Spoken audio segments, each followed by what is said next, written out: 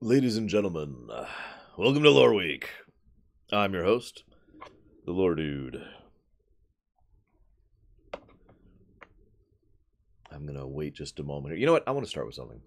So, today's Loreweek is going to be a little bit different than the norm because we actually only have one topic for today to discuss.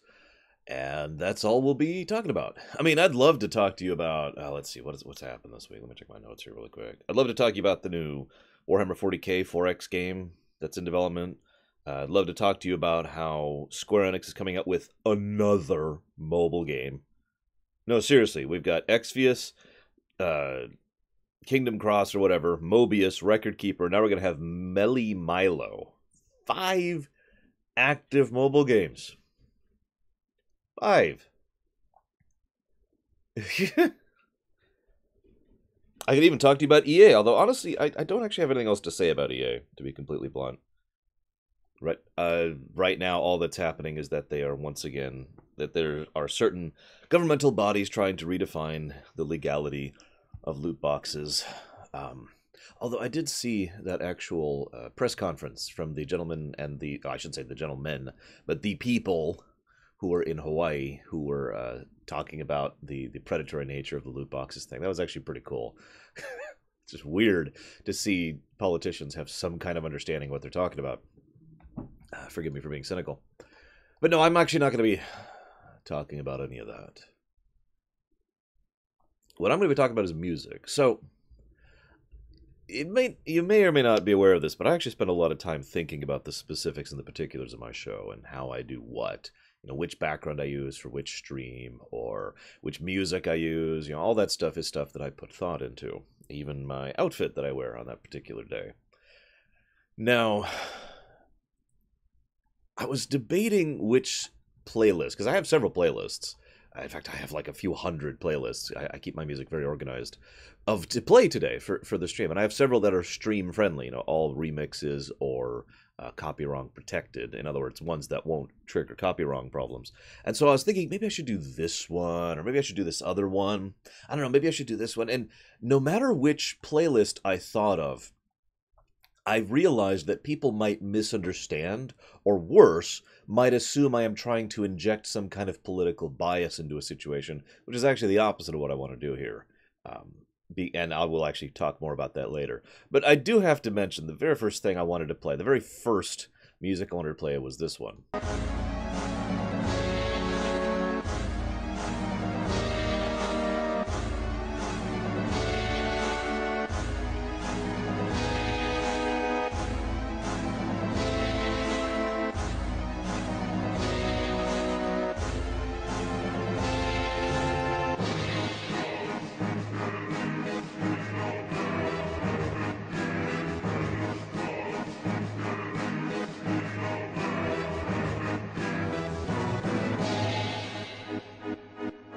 But then I decided maybe I shouldn't actually do that. And then I thought maybe I should do, you know, this playlist. But then no, people might think I'm going in that direction. Maybe I should do this playlist. No, people might think I'm going to that direction. So I realized I actually have a playlist that does in fact go with everything. And it's about as neutral as a playlist as I have. And I do like to have music back here, and you guys did vote for there to be music in the background. So we'll go with the music that fits everything. I have no idea, Carbon. I only have one topic today, if that makes you feel any better. Now, I also want to make one other thing really clear here, really quick. I have a no controversy rule on my show, and in real life, actually. You can ask friends and family. I don't talk about controversial topics. Even in real life, it's something I tend to avoid for many, many different reasons. Now, that's usually reported as a no politics rule. I try to phrase it more particularly because, I mean, we talk about politics all the time, just usually fictional politics. But it's really not just politics. It's anything that happens to be a hot-button topic. We've actually had several hot-button topics in, like, when I first started up the show that nowadays aren't really hot-button topics anymore. That's the nature of society. That's the nature of how life exists and how cultures move and shift.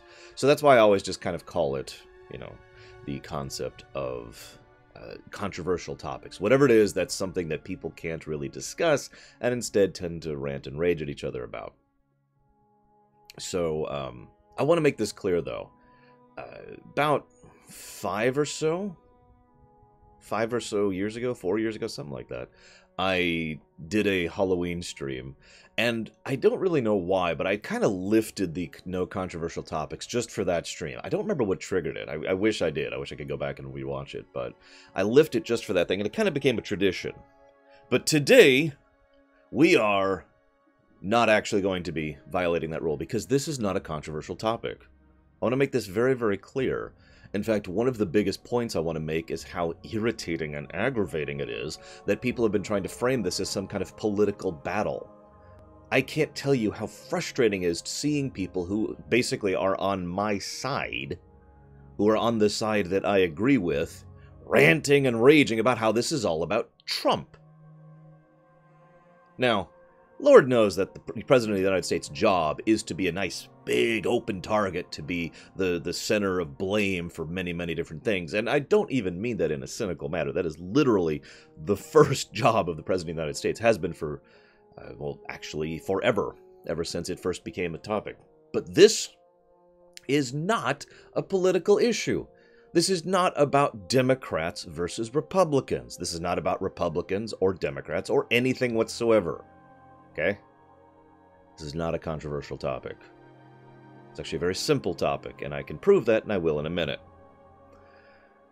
But, truth be told, I don't actually want to talk about this. I really don't. You know what I want to talk about? Chrono Trigger. Anyone out there like Chrono Trigger? Real question. I love Chrono Trigger. It is, to this day, my second favorite game of all time. That has been challenged a few times, admittedly, but it really is an awesome game. I wish I had the excuse to replay it. I kind of don't. I've done every stream I possibly can with Chrono Trigger. I've streamed a TAS. I've streamed a lore run of Chrono Trigger. I have streamed just playing it idly, and I have streamed an in-depth review of Chrono Trigger. So I don't really have any other excuse to play Chrono Trigger on stream. I wish I did. I don't. Actually, yes, I have, Zoan. It's another thing I could have talked about. But, you know what? You might be wondering why I'm talking about Chrono Trigger. As always, I do plan to tie this back up. See, here's the thing. On November 18th, 2011, I put out my very first video about Chrono Trigger. It was me just sitting down, you know, talking. This is when I was back at the office, back when I still worked as a network engineer. And I just felt like talking about it. That was off the top of my head. That was before I did notes. That was before I'd replayed the game. It was all from memory. Every rumination up until the Half-Life 2 rumination was all from memory and without notes. Make of that what you will. And now, it was awful. It was really awful, actually.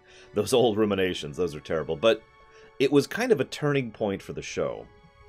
Because this wasn't even actually a show back then. This was just me, something I was doing for fun, you know, in my spare time. It was a hobby. But I realized as I was sitting down that I didn't want to be like most other people that I had seen at the time on the internet, on YouTube especially. I didn't want to be the person who sits down and says, Chrono Trigger is a good game. Because that's not interesting to me.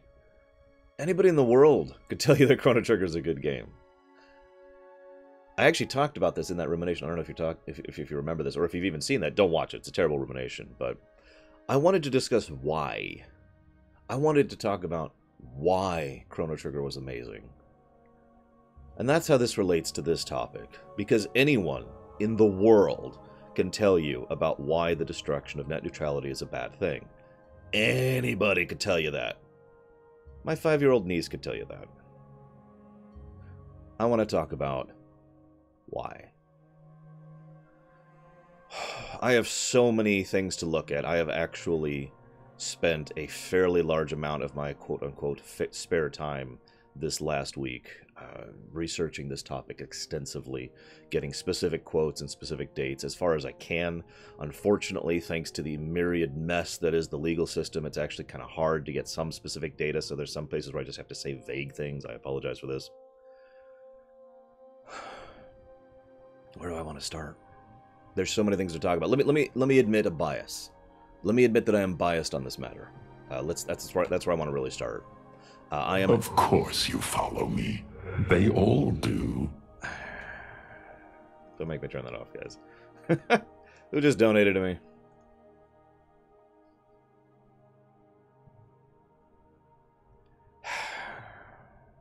Thank you, Lord of Mordor. Hang on. Oh, that's the wrong document.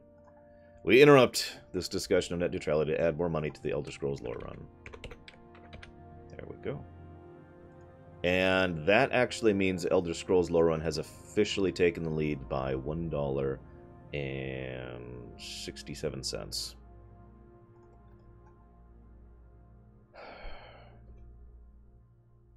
Start at the beginning. Bias. I want to talk about bias. I am biased. I actually thought about doing this stream in extremely low quality to make a point. In fact, the only reason I didn't do that is I wanted to make sure everyone can see the chat over there on the VOD. I don't want to restrict people's ability to actually discuss this issue just to make a point. And now I want to explain this very clearly because I will be discussing a lot of the economic realities of net neutrality and the issues that are related thereto. But to speed up this a little bit, to skip ahead in my notes a little bit, the long and the short of this is that if net neutrality is successfully destroyed, if it, here in the States, if it is something that is altered, what is most likely to happen is the additional expenses that are going to be incurred for utilizing the internet is going to go on the users, you guys. Ergo, some person might have to spend, for example, another $5 a month on Netflix. Now, that may not sound like a big deal, but over 200 of my Patreon patrons only put in $1 a month. Now, that's not actually me trying to shame anyone. That's me making a point that most people can only afford to put in a little bit of money towards the show at a time anyways. And if they're now incurring additional expenses just to maintain status quo, there's a very good chance that those 200 people putting in $1 are going to stop.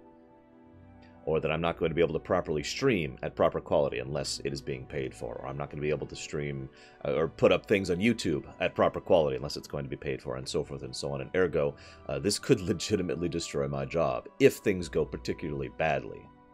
So I have to admit, in the interest of total honesty right up front, this could very seriously affect me, and I am biased against it because of that.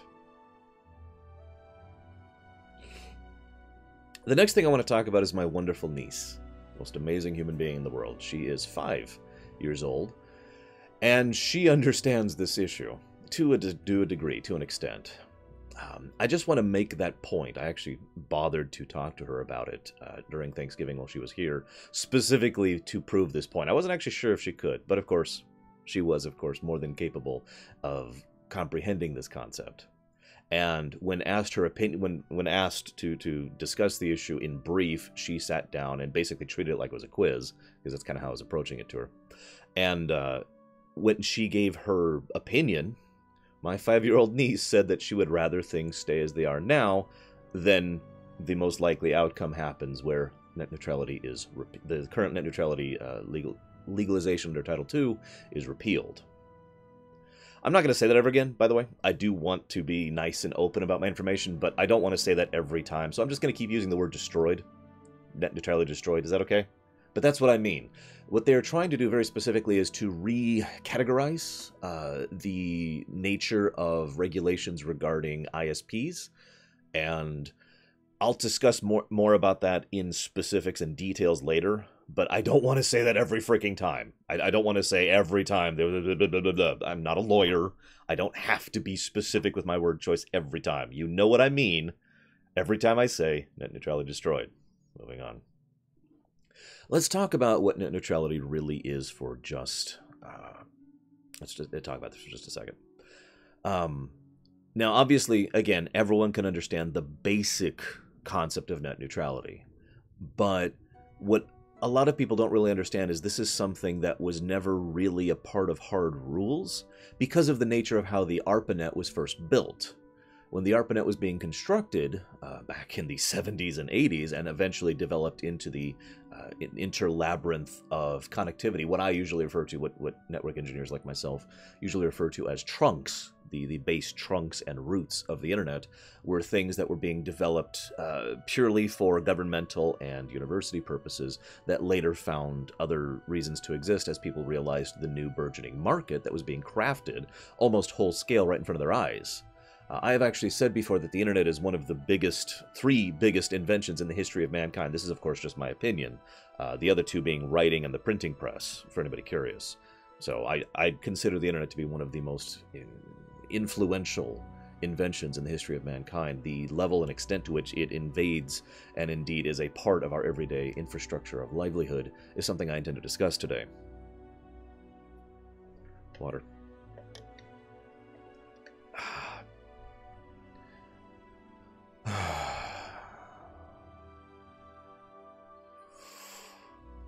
While the ARPANET was being developed, there was a weird series of legislation issues which most people aren't even fully familiar with, which had to do with the legality of ownership regarding the ARPANET and what would eventually become the internet. Would you know that that actually hasn't been decided even as of this day? In fact, as recently as just last week, there are still legal battles going on here in the United States regarding specific ownership of, for lack of a better way to put this, the internet. Because now, most people would say you can't own the internet, but what you can own is the physical components of the internet, the actual servers, the blades, and most importantly, the pipes and the poles. Those are the two big things that have been fought over.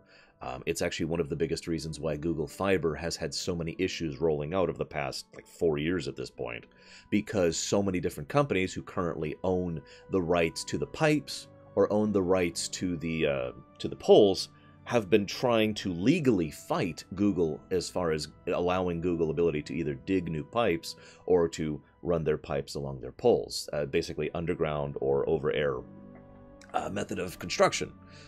It's one of the reasons why Google Fiber has effectively chosen an entirely different method of distribution, which is something that they are still keeping very quiet of, and I'm actually not going to talk about right now because it's kind of an ancillary topic. But I bring this up because the legality of that is something that is still not defined. For those of you who don't live in the States, this is another thing that is actually significantly relevant. Here in the United States of America, we don't actually really have federal jurisdiction over the internet, not in any real sense of the word. Rules regarding ISPs and pipe ownership and anything else related to the actual functioning of the internet is actually on a state-by-state basis, or in some cases, on a county-by-county basis. So, as much as there is the FTC that's involved in this, and the FCC, which is involved in this, for the most part, they're a light touch. They're over there in the corner. The vast bulk of legislation here in the United States is at the state and county level. That's also going to be relevant later, so remember that. Now, one of the other things to keep in mind, and I've seen several people in chat, I'm not ignoring you, I swear, I just have a lot of information to get across today, is that, how is this going to affect people outside of the United States, assuming things go the worst? I do have to always add that little asterisk. We here in the United States have 6 of the major trunks of the world's internet. A trunk is about as core of a connection point to the internet as you can get. The only thing more core to the internet is the actual roots, and that's the actual servers themselves hosting information and files. As far as actual physical connections, that's what I'm usually referring to as a trunk. We have a lot of those, and a lot of information goes through those, even if you don't actually live here in this country. So this will absolutely cause significant impact on several other countries, thanks to the fact that they will have to, or at least they will have to either bypass the United States trunks, which would be an interesting task. It's possible. I'm not going to say it's not. Or they would have to probably go ahead and pay what are effectively fees in order to be able to effectively borrow the trunks through the ISPs, which are trying to lobby for the successful right to ownership of those trunks. Make sense? Also, as Bartman Dilemma just pointed out, this is the kind of thing that will cause significant issues from a legislative perspective in other countries. Now, there actually are other countries in the world that do not have net neutrality laws. I was actually having a really hard time finding specifics of the reality of what was being charged where in some of these countries. So I've decided to just kind of leave that to the side and basically say I'm not sure of specifics, because I'm not. Again, I always try to be honest with you guys and do as much due diligence as I possibly can. However, there are quite a few countries in the world who do actually respect net neutrality laws, and it tends to work out as a consequence. And I'm really concerned about what this could have as far as a, for lack of a better term, ripple effect. While many people make fun of the United States, and it's kind of become the punching bag of the world for the last 20 years or so, the harsh reality is that the United States is actually one of the trendsetters when it comes to worldwide politics.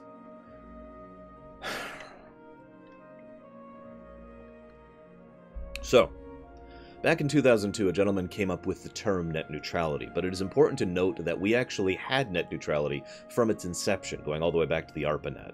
This is something that's, and I'm just going to say this as bluntly as I can, regardless of politics, regardless of bias, there's been a lot of deliberate misinformation and flagrant lying regarding this issue over the last 2 weeks. It's actually got to the point of being kind of disgusting. And, I'm a little frustrated with it, if I'm completely honest with you. But one of the lies that's being stated is that we haven't had net neutrality until 2015. Now, the reason that is a lie is because what they are saying is we have not had hard, strict regulatory oversight on a federal level regarding net neutrality until 2015. What we have had is the overall, how do I put this? The honoring of net neutrality up until about 2014, actually. Now, there have been quite a few very small individual times. AOL, some of you may or may not remember this, I couldn't find the exact date, but AOL made an attempt to try and violate net neutrality, and that was immediately pushed back, and so they immediately canceled that. Charter made an attempt to do this at one point in time, which was also pushed back.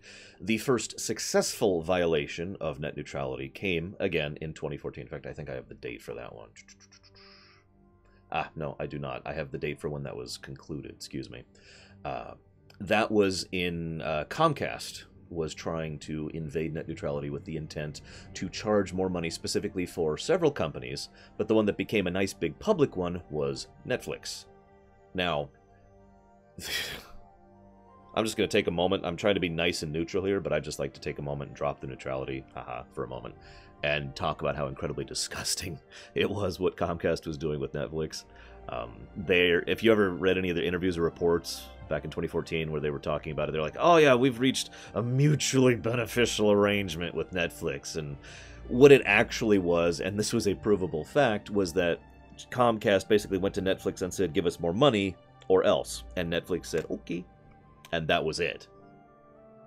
It was more or less literally a form of extortion.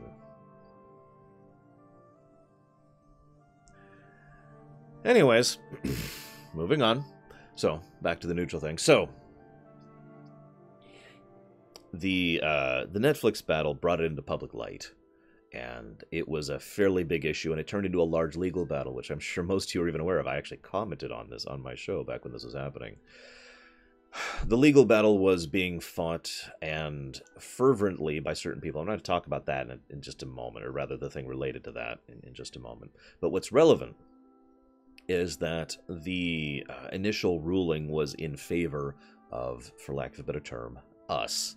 That Comcast was in direct violation of net neutrality laws, or I shouldn't say that right that way. I'm saying this wrong. That net neutrality laws should be made federal canon under FCC regulation, and then the FCC said, Comcast, you cannot do this. We are enforcing net neutrality. Excuse me. Let me phrase that more properly.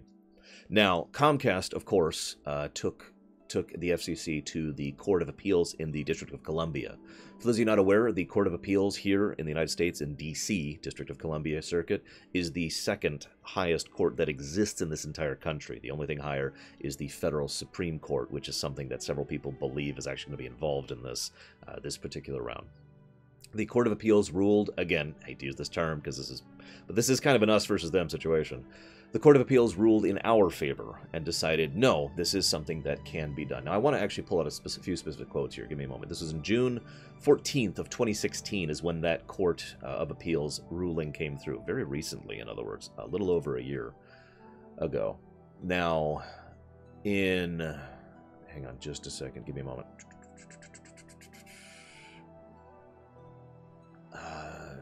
Because my notes are a little mess. Forgive me. I've been writing down so many little tidbits and quotes for this year.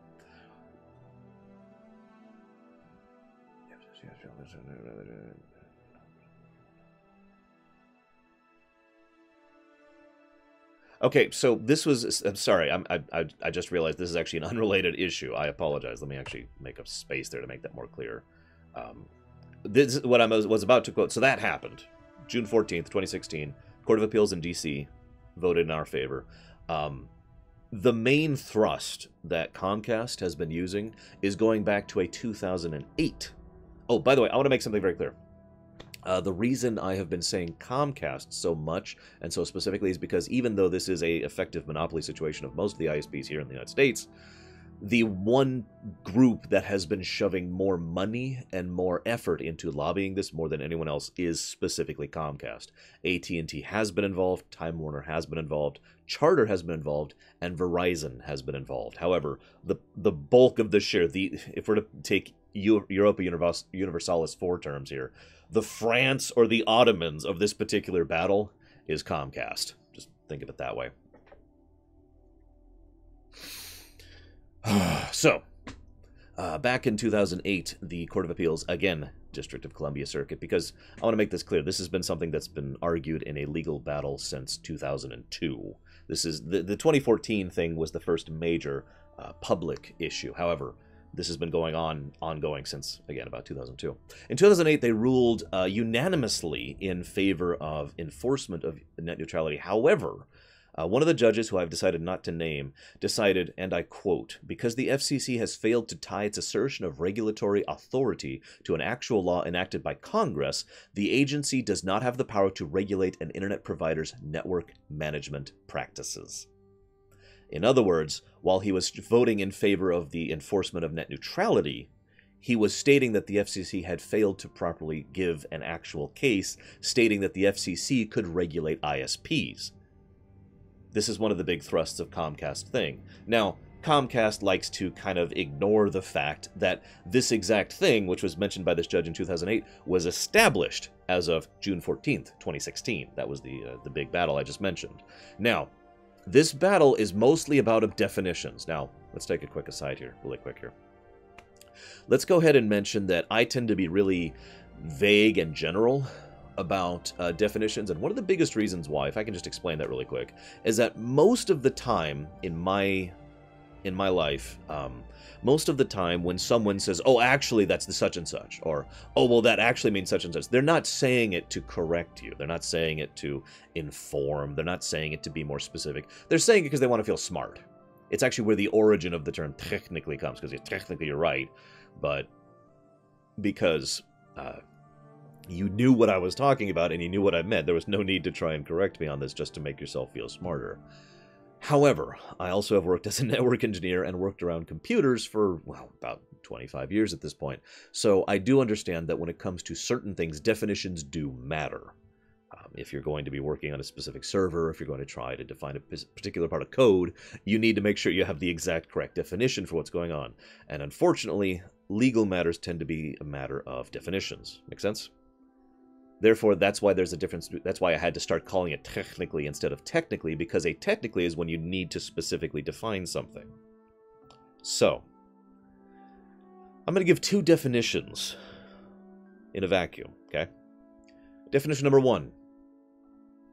The offering of a capability for generating, acquiring, storing, transforming, processing, retrieving, utilizing, or making available information. Second definition. The transmission between or among points specified by the user of information of the user's choosing without change in the form or content of the information as sent and received.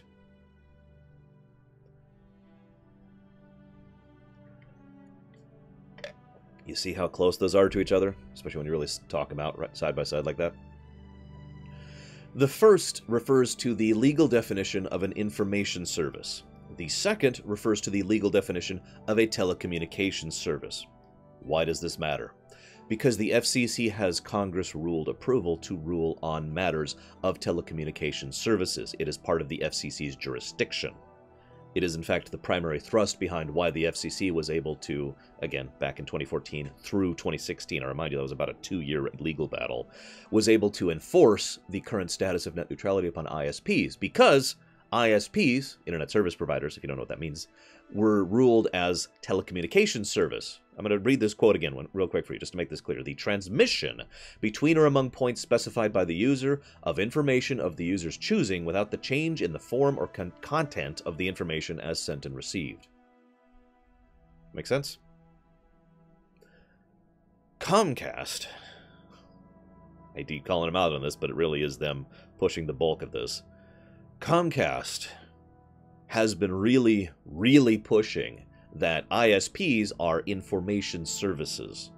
Now, I know a lot of you don't really speak legalese and don't really like pulling apart corporate documents. Again, I've done this. I've actually read all of Mr. Pye's extended, like, 30-page garbage document. It's absolutely freaking terrible, but anyways, it's just not even getting to that. Comcast wants to define them as an information service. Why is that significant? Again, the FCC would have no capacity to regulate information services. And there's another related issue, which I haven't even brought up yet. Don't worry, we'll get to it.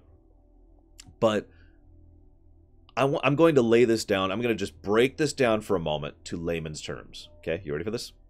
What an information service means is a service of information. Now, you might be like, what's the difference? Because a telecommunications service is a service of telecommunications. I know that sounds so simple, but that is the definition when you boil it down. In other words, ISPs are not the internet. ISPs are the connection to the internet. That's the big distinction right there. Ergo, Comcast argues that they are the internet. Sorry, I can't even say that with a straight face.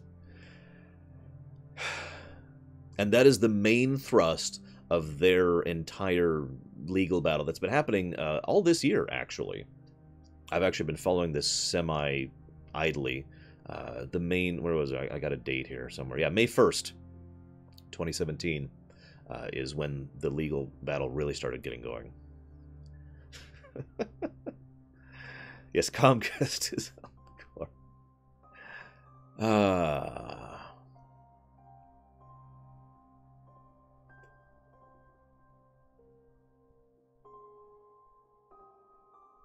So, all right, sorry. I'm just rereading this to make sure I know what I'm talking about. May 1st, this year, 2017, there was a 3-judge panel. Again, D.C., the District Court, a Court of Appeals at District of Columbia. So again, second highest court that exists in this country. I just want to keep reminding you of the level at which we keep reaching in order to define this stupid bullcrap. Has ruled that the FCC had not, back in the 2014 legal battle, properly defined and codified the difference between an information service and a telecommunications service. This court, in May 1st, this year, ruled that the internet and I'm saying this wrong, the ISPs and the service provided by Internet Service Providers, it's in the fricking name, was defined as a telecommunications service. That's how recent this is still being fought.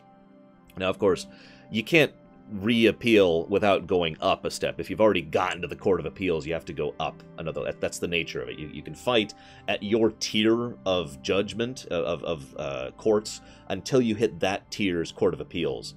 If you lose that battle, you have to kick it up to the next tier and then go to the court. So, like I said, the only thing left is the Supreme Court, and Comcast has flat out stated that they have every interest in bringing this to the Supreme Court. Verizon has said that one as well. Let me take a moment. Let me take a moment to share some other little tidbits while we're related to this. Why does this matter? I mean, why does this frickin' matter, right? Has anyone seen the ad campaign Comcast is doing right now? Because it's kind of hysterical. I mean, it really is very funny, Comcast's big ad campaign. They've been talking about how we pledge to not violate you, and we pledge to not go against you, and we pledge to keep providing the same service. Everything that Comcast has been pushing out publicly has been, you know, we will not be changing our service. We will not be charging you more money. We will not be doing... Now, the really funny thing about that is, if that's true, then why are you fighting this so hard? Now, I'm going to add an opinion. Almost everything I've said so far has been fact. Let me add an opinion to this mix, okay? Don't worry, I'll discuss their side of the argument in just a moment. This is a nice segue to that. But here's my opinion. I think we're seeing some sunk cost fallacy here. For those of you not aware, there is actually... no, I'm not talking about the... they deleted the tweet? That's hysterical. Comcast has sunk a lot of money into this. Verizon and AT&T have sunk lots of money into this for about 3.5 years at least. Again, for those of you not aware, those kind of donations, funding towards ad campaigns, or by law, by federal law, that actually has to be a matter of public record. Any one of you right now can go and look up how much money Comcast has been pumping into the lobbying of this issue. I'll go ahead and tell you right now, it's not like a stupid amount of money, but it is in the millions. We are in the point now where we're in the single-digit millions of money that Comcast has been burning on this just this year. I don't remember how much it is for across all 3 years. I didn't write that number down. It's something like a 1.7 million just for this year so far. So they have dumped a lot of money into lobbying for this. I think they're committed to this because sunk cost fallacy. I mean, they've already done all this. They've already spent all this. They need to get something out of it. They need to win, right? It is worth noting that if they did win this, and if the win stuck, I'll talk about that later, this is the kind of thing that would make them that money back in spades. So, from a purely financial perspective, if they actually still won this, it would still be a financial win for them, for all of them. Anyways, so, let's segue, because Mike Romano says, what are the positives they gave for this? Now, how many of you out there watch Star Trek? DS9 specifically.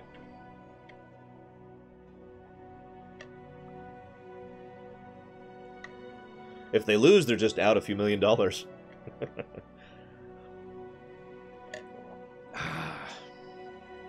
I'm not going to spoil anything, don't worry. I'm not going to spoil anything for DS9.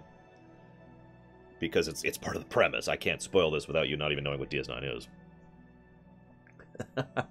No. This isn't related to CBS. This is related to Bajor.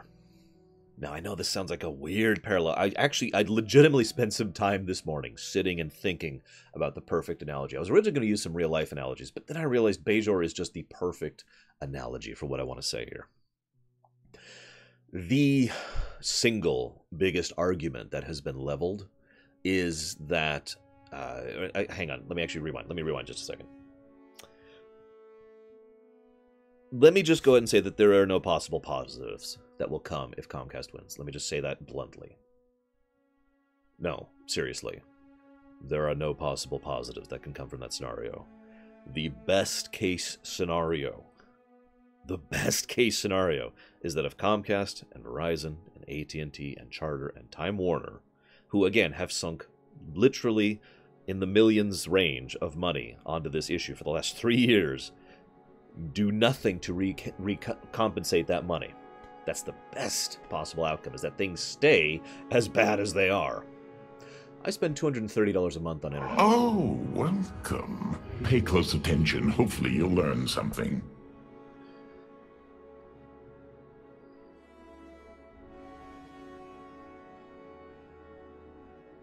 Hi, King Bubble. Go ahead and be honest, dude. Be honest. Be open.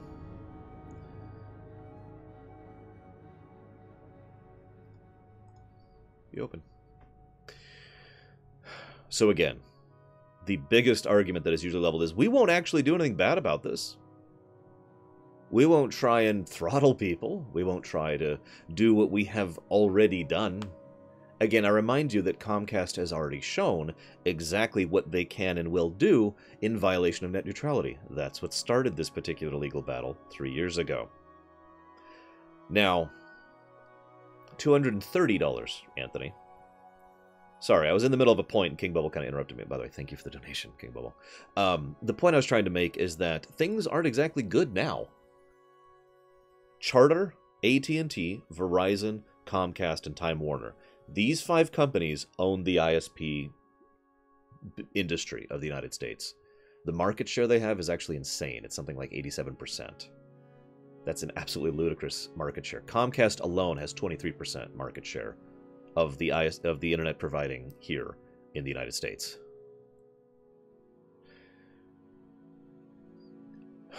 So things are already bad, is what I'm trying to say. We already spend way too much for way too crappy of internet. Now, that varies from state to state. I imagine several of you people in different states are like, oh, wow, I don't have that bad of internet problems. Again, I reiterate to my earlier point. Internet regulation and whatnot is at a state or at a county level. So in the state I live in, I have to pay through the nose to get internet that's worth a damn, unless I happen to get Google Fiber. Oh, and just for some specifics, that is 100 down, 30 up, no data cap. That's what I pay for. Back when I lived in Indiana, I paid $80 a month for 30 down and 10 up, and no data cap, for a little bit of perspective. So you can see how it varies from state to state a little bit. Anyways. So, let me go ahead, and this is where I'm getting to the Bajor thing, so let's talk about this. There are... Most of the positive arguments that have been leveled are of one of 2 stints. I should say 3, actually. But the third one doesn't count because it's not a positive. The third thing is what I already told you guys. We have no intention to abuse this system. I remind you once again that they have already provably done so. And I will discuss the full realities of what abuse of this system will mean later, because I don't think people fully cognate how bad this can get. And I want to discuss that in specifics, because, as ever, it's kind of my job. Anyways, so the 2 positive arguments that are usually used are, and I actually have a direct quote here, if you'll give me a moment. At least, actually, it might not be here. It might be on my phone. Give me a second. I've been taking quotes everywhere as I've been researching this situation. Maybe it's not on my phone. Where is this? God, I have so many notes. Forgive me. Ah, here we go. The argument, so the first biggest argument is, after the third one, which I already mentioned, is that, and I am using a direct quote here, the current regulation and enforcement of net neutrality has, quote, depressed investment in building and expanding broadband networks and deterred innovation. Which is actually a provable lie, but I'm not going to get into that. That's their biggest argument. That's the one I hear most often.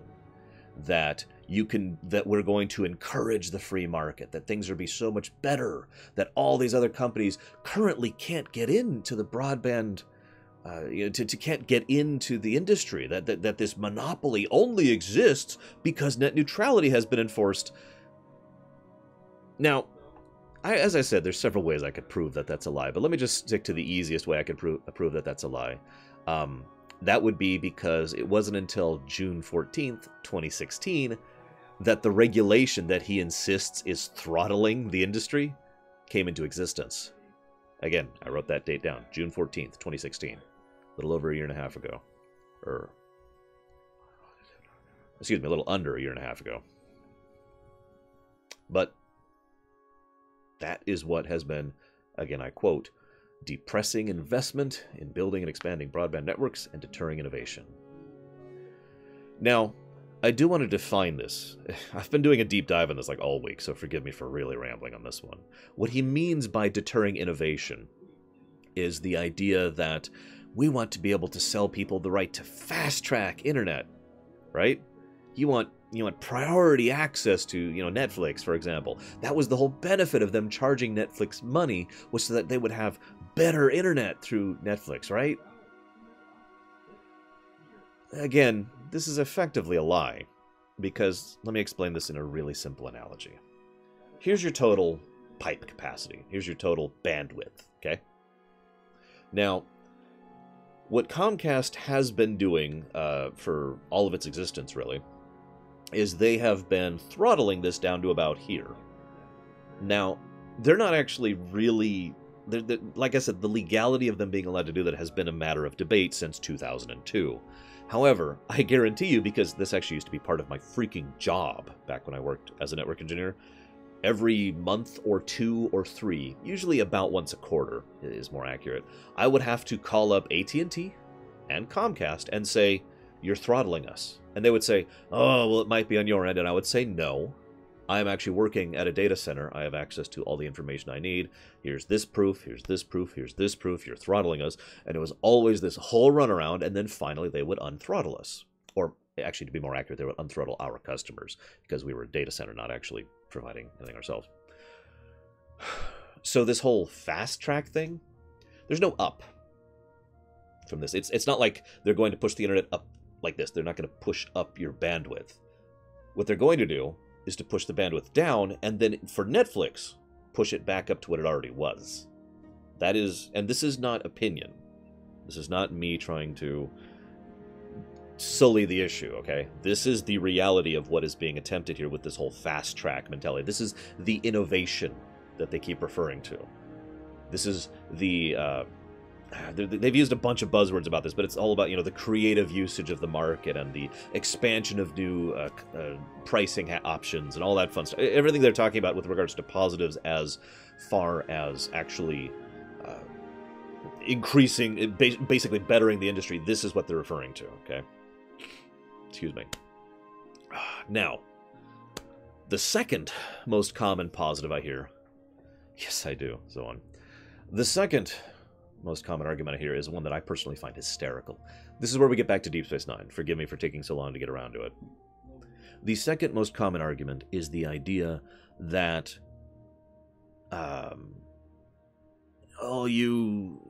is it Democrats who are against? I can't remember. I don't really pay attention to the politics of this, but basically there's been a lot of political mudflinging.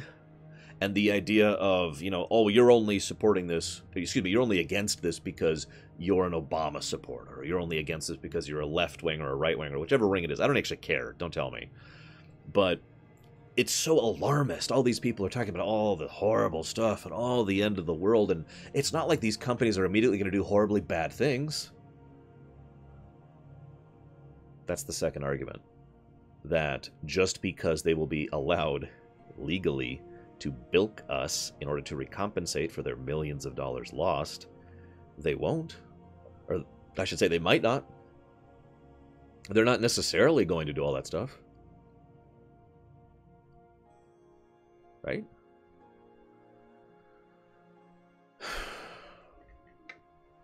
That's their second argument. Now, I want to address what King Bubble said, because I don't want to sound dismissive. It is true that we don't necessarily need hard federal legislation in order to ensure that an industry functions. In fact, I think Carbon and I kind of briefly touched on this topic yesterday, because the real problem here is that the industry itself is what's broken. I remind you again of those numbers I mentioned earlier about the level of monopoly, because that is what it is, that we currently are facing as a problem here in the United States. Like, I know Google Fiber is a phrase that's tossed around a lot.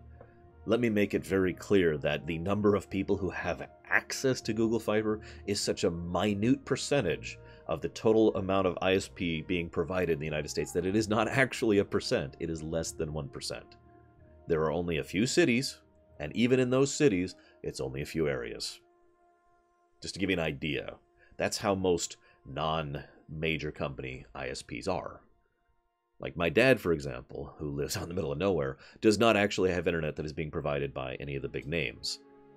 But that internet provider is someone who only provides for that tiny little area. Again, less than 1% of the actual internet being provided. That's kind of the problem we're facing. There's actually a related problem here with the fact that for some of you may or may not be aware that AT&T is currently attempting to purchase Time Warner. Yes, really. Now, the only reason they have not already succeeded at doing so, because, let's be honest, they would have already succeeded if not for this problem, is that they are being pushed in a legal matter that this is actually for antitrust, that this is an antitrust situation, and they're trying to say that AT&T is trying to gain too much of a monopoly in the situation. That lawsuit is ongoing as of now, and likely we won't even see the full results of that until next year. That would push AT&T, I believe, up to 23% total market share, which would put them just behind Comcast. This is a good time to segue. You might notice I keep mentioning Verizon involved in this. Why do I keep mentioning Verizon? Well, because this affects phones, too. These same exact rules apply equally to phone services just as much as they do actual basic ISPs.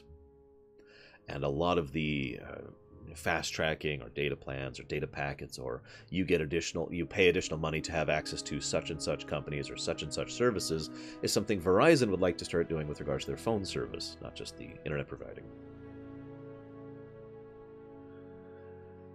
I've talked a lot about how this is, the ways in which this is going and the functionality of it. Let me go ahead and really dig into why this would be a bad thing.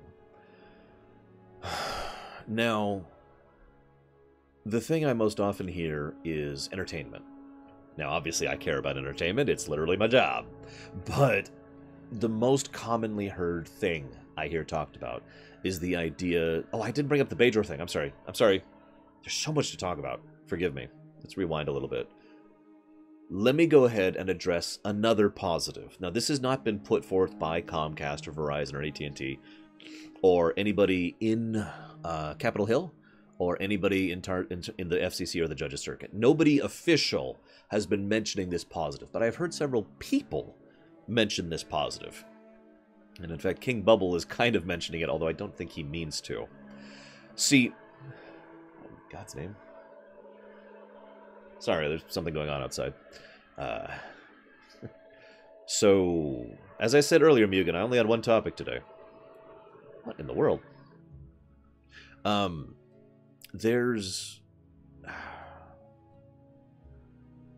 The positive that is being mentioned is that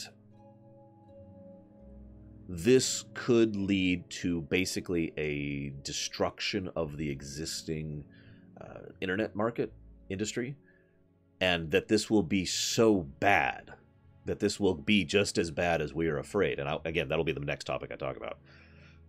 That it will lead to new regulation or new industry standards or new something, and that will lead to a greater good. And therefore, this is a good thing.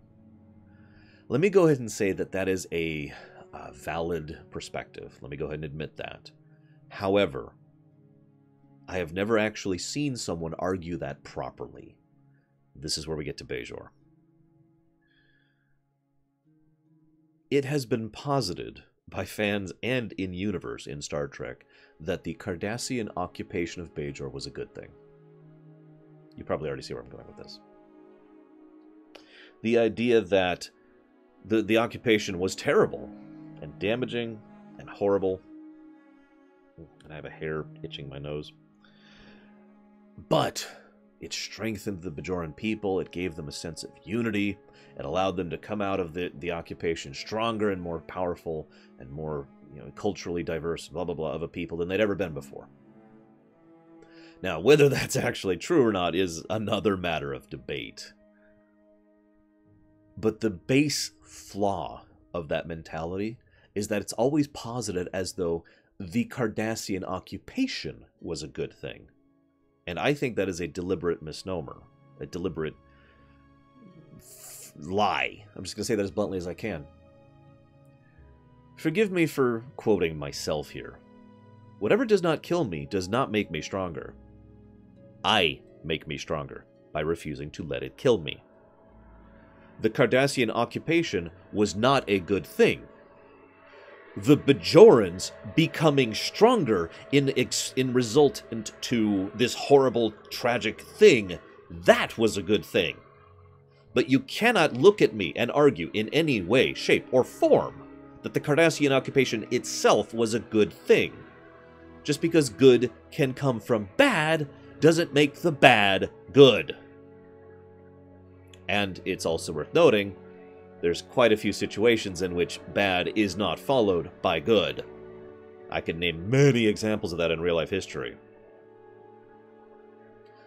Someone's blowing leaves or something outside. There's nothing I can do about it, guys. So, that argument, in my opinion, is basically either just incorrect or an outright deception. And that's why I'm getting a little bit upset about that, because that's just basically misinformation at that point. Oh, it'll be a good thing! Because something good will come of it. No, that's not how that works. No. But I digress.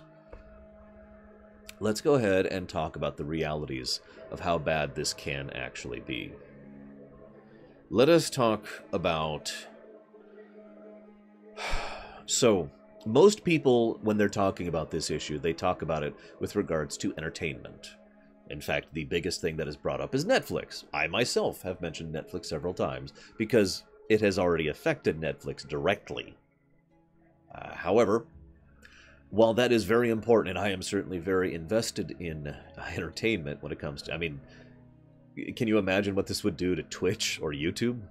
Let us go ahead and talk about the other ways in which this will, and I guarantee this with 98% certainty, affect our everyday lives. How many of you get prescription meds? You don't have to tell me what. Or maybe someone in your family gets prescription medication. Now, obviously, I have several people in my family who still get prescription meds to this very day.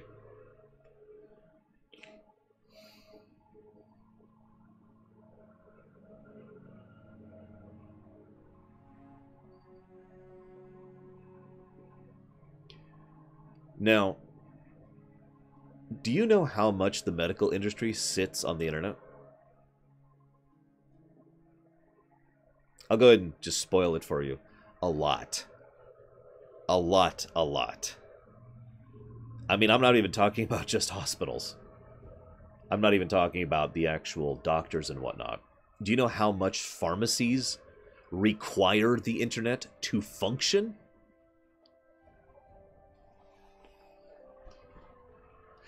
The medical industry could not properly function without the internet.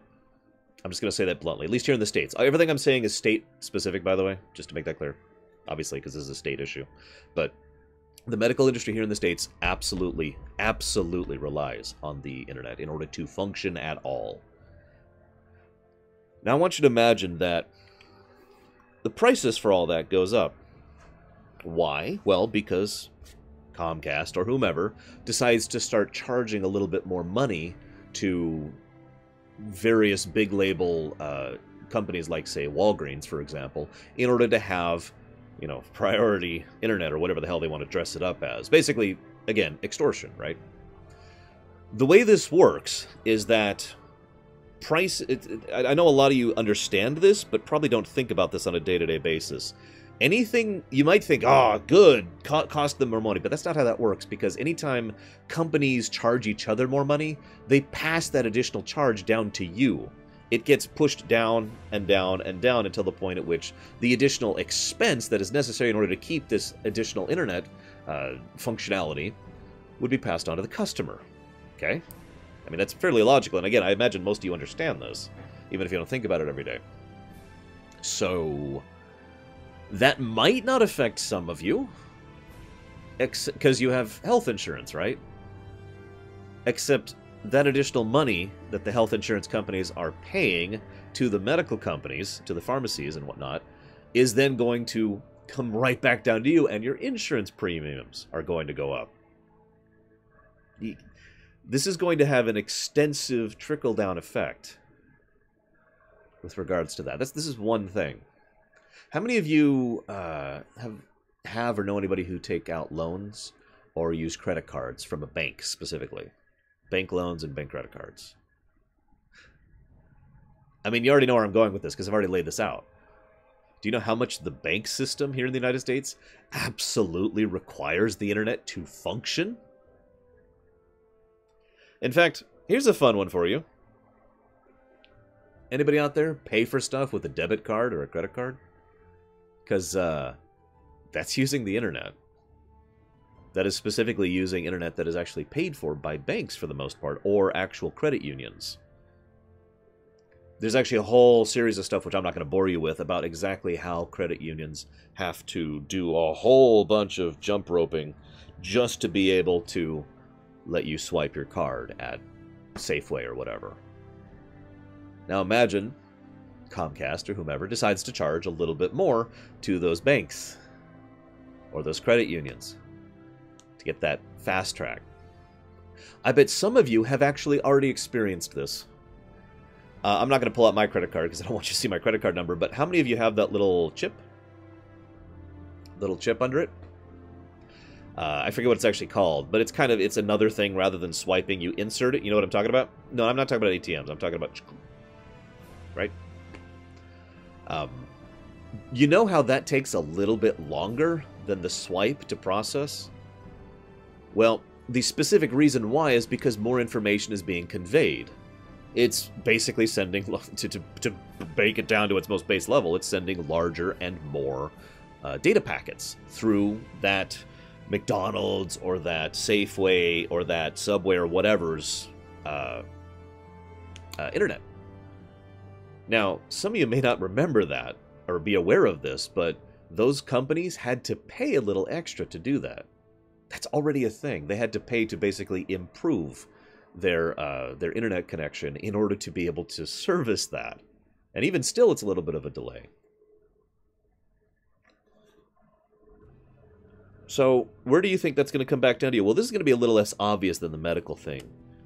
But what we will see is effectively a higher APR on credit cards. We will see loans that are a little less fair, a little higher interest rate.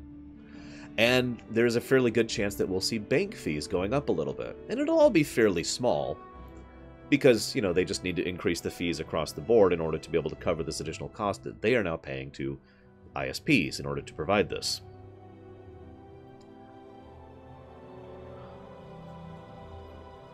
How many of you go to grocery stores?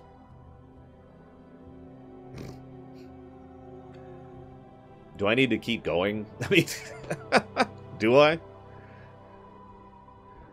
Do I really need to keep going? How many of you buy things online? Amazon is probably the big one. In fact, I'd say Amazon is the big one when it comes to that. Amazon actually has quite a few things regarding a monopoly. That's kind of an unrelated issue. It's actually one of the biggest reasons why Amazon's against this. I'm not going to keep going. I think you get the point. It would be kind of bad for things like Twitch, which is owned by Amazon, or Netflix, or YouTube, which is owned by Google.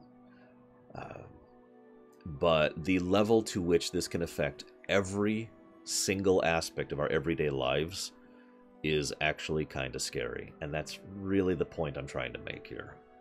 Everyone knows. I started off this whole speech with this. Everyone knows. Anybody could tell you that the destruction of net neutrality is probably a bad thing. But most people don't actually understand just how much this can and will affect everything. I got another one for you.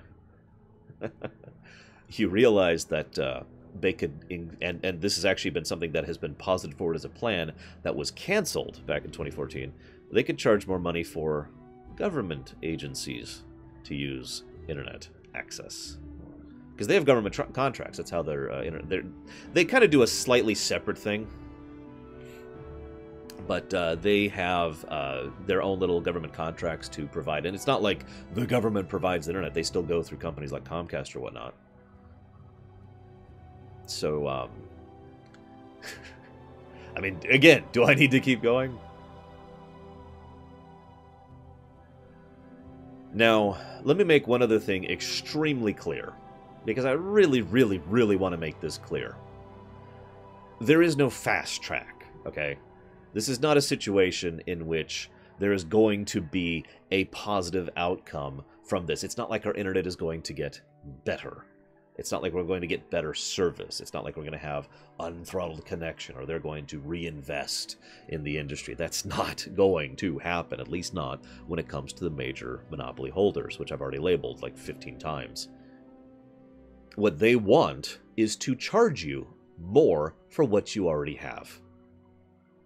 That is the most basic thing right there. If I was to summarize everything I've been talking about for the last hour and 4 minutes, this is a battle that is being charged, that is being put forth by Comcast and Verizon and AT&T and Time Warner and Charter to charge you more for what you already have.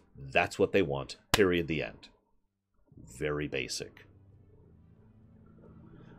The problem here is that one of the things that they don't quite seem to understand is that they don't actually... Let me actually rewind a second here.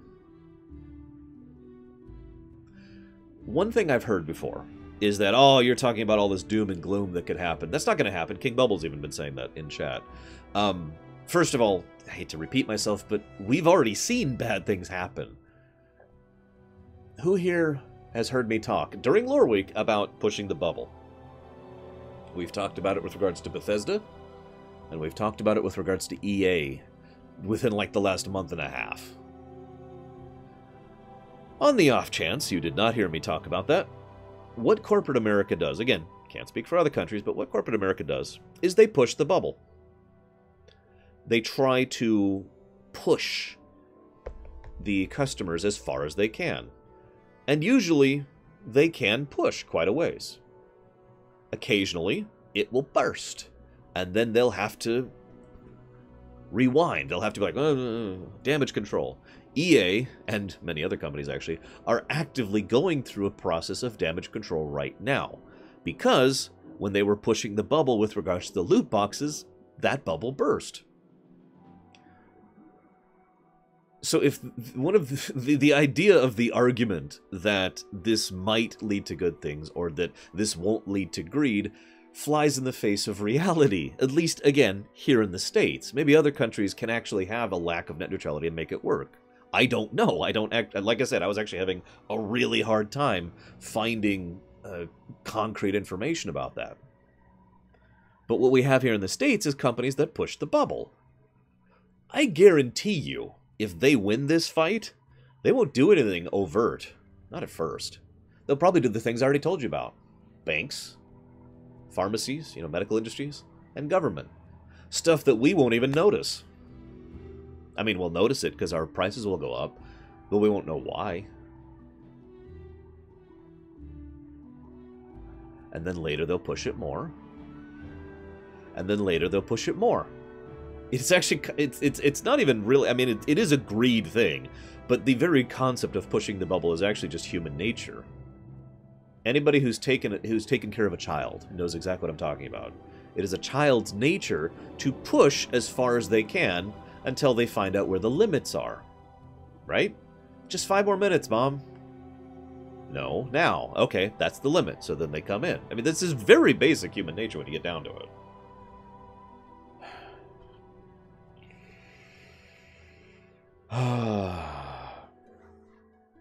I'm just gonna have to flat disagree with you at this point, King Bubble. Like, I can't even see your point anymore. I'm this incapable of understanding what your argument is anymore. Let me look at my notes here really quick. I've talked about that. Let's talk about the state thing. Earlier this year, when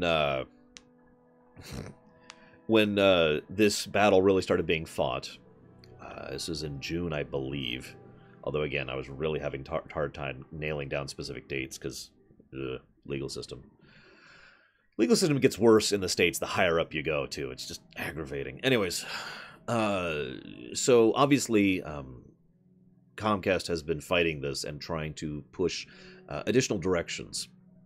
One of the things that they were pushing through that most people didn't actually... I know, King Bubble. I'm sorry, I don't want to sound like I'm attacking King Bubble. I'm trying to express that I legitimately don't get your point anymore. One of the things that they were pushing earlier this year is the idea of being able to legally sell your information without your consent. By the way, that succeeded. That's actually law right now. ISPs, currently, as of this very second that I'm saying this, which is November 26th, 2017 at 11:10 a.m., have the legal right to sell your information, your private information, your browsing information, your history, all that stuff, without your consent. That was not actually legal to do, thanks to the 2014 thing that I mentioned earlier, until about June here of this year. Now, the big reason, this is Comcast was pushing this really hard. Comcast's big point that they were making right now was that Comcast was like, look, we already have our own privacy and disclosure agreements that people have to sign to get our service. We don't need legislation to tell us what we're already doing. That was their argument.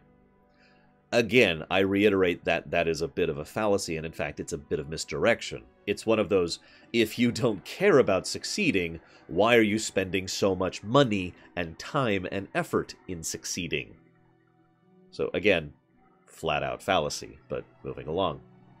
In response to this, a good number of states here in the United States decided to start passing state legislation prohibiting ISPs from selling your information privately. Now, I want to stress this. The whole point is the without consent part. For a brief window of time, for, I guess, about a year, roughly, they had to basically toss you an email or a written letter or something that said, we need, to be able to sell your information, please let us do this. And then you would have to give written or whatever they call it when it's internet written, there's actually a term for that, consent for them to do that. States have been trying to go back to that point. And this is where we get to something that's a little bit worse. This is something that just kind of makes me go, Because remember, ISP laws, all this kind of legislation is at the state level. Like 95% of the overall legislation is at the state level. Amidst all of this destruction of net neutrality, again, just using the code phrase because I don't feel like saying the whole thing, and all of this lobbying and all of this bullcrap and all the political mudflinging and all the garbage that's going on here, one thing that most people haven't been reporting on is the fact that as part of this push, the FCC is trying to preempt state law. Now, I actually sat down and read Mr. Pye's entire document. Like I said, it was a giant pile of mess. It was one of the most legalese documents I have. In fact, it might actually be the most legalese document I've ever read in my entire life. It's... Ugh. But one of the things it stipulates, one of its major points, is making it so that the federal government can preempt state law regarding telecommunications or information services. In other words, all of that state legislation will now be federal legislation. Now, let me explain why that's a really bad thing. Currently, I want to stress that word, because this could actually be a great thing currently. My sister and I actually had a long discussion about this. See, if we were to properly classify internet service, as in the ISPs, as a utility and slot it under federal law, and with people who aren't money-grubbing assholes, to just put that as bluntly as possible, what we would see is actually probably a pretty good thing. In the same way that, for the most part, utilities are actually pretty decent here in the States. Like, prices vary a little bit, but you don't really see the massive disparity that you do with internet service. Again, as I mentioned earlier, I currently spend about 3 times as much money as I did over in Indiana for what is effectively the same service, just because I'm in a different state. You don't really see that with electricity or water or trash because those things are classified legally as utilities. That's why that is. Okay? But that is not what they're actually trying to do. That's not what is being pushed here. The idea here is to put this in kind of the opposite. So again, let me just make this abundantly clear. I spend $230 a month for pretty decent internet. It's not great. I mean, anybody who's seen my show can tell me I've had internet problems. How many times have I sat on the phone with I had a whole stream about that, right? No. So I have what I would consider acceptable internet. I do not have good internet. And I pay $230 a month for that. One of the biggest reasons for that cost increase is the removal of the data cap. So other people spend a lot less money. However, their data cap is usually about 10 terabytes a month. Now that may sound, or excuse me, I'm saying that wrong. 4 terabytes a month. Excuse me. That may sound like a lot of money, or excuse me, a lot of space, a lot of bandwidth. It's not. Trust me. Most people I know, in fact, actually, let me rephrase that. Every person I know personally who has a data capped plan spends extra money every month for the additional data. Because it's really, really easy to go over that cap. Those caps are very deliberately, deceptively designed. Those have been very carefully, specifically mapped at a specific point that's very, very easy to go over. And it's that way on purpose, because then they could charge you. And to summarize without going into numbers, because I already said so many numbers today, let me just make this very clear.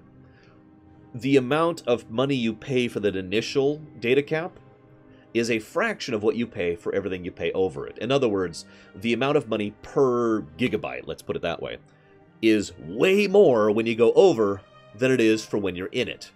You with me?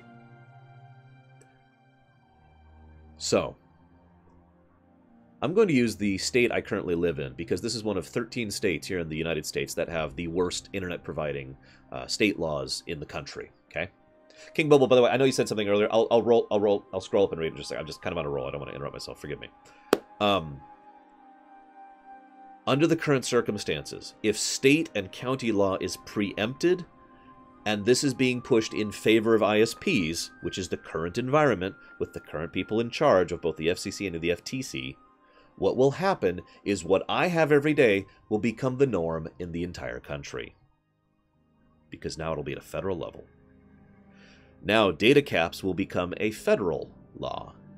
Because data caps are only legal in those... Actually, I might be getting the number wrong, but there's a dozen or so states here in the United States where data caps are legal. If I was to move to... Kansas. I know Kansas is one of these. They can't legally data cap me, so I wouldn't pay for that then. So data caps, federally legal. Oh, by the way, I can guarantee with 100% certainty that this is something that would push through. Because I have seen Comcast's arguments, and I have seen AT&T arguments about why data caps are a good thing, and it's a load of horse crap. They have been pushing the idea of why data caps are a beneficial thing that benefits people for years at this point. So I can guarantee with 100% certainty, if it doesn't roll out immediately, it will roll out unless we win the appeal, which I haven't even talked about that. We'll get to that later. But if they win this and continue to be in a state of having won this, this will become federal law. Guaranteed.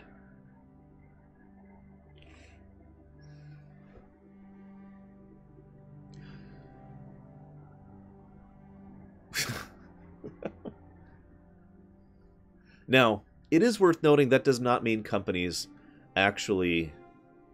it's ridiculous. I don't even feel like going into it. This does not mean companies will do this. It just means the 5 companies I mentioned will do this. No, seriously, because all of them already do. Really, Doug? Yeah, I'm sorry. I'll be right back.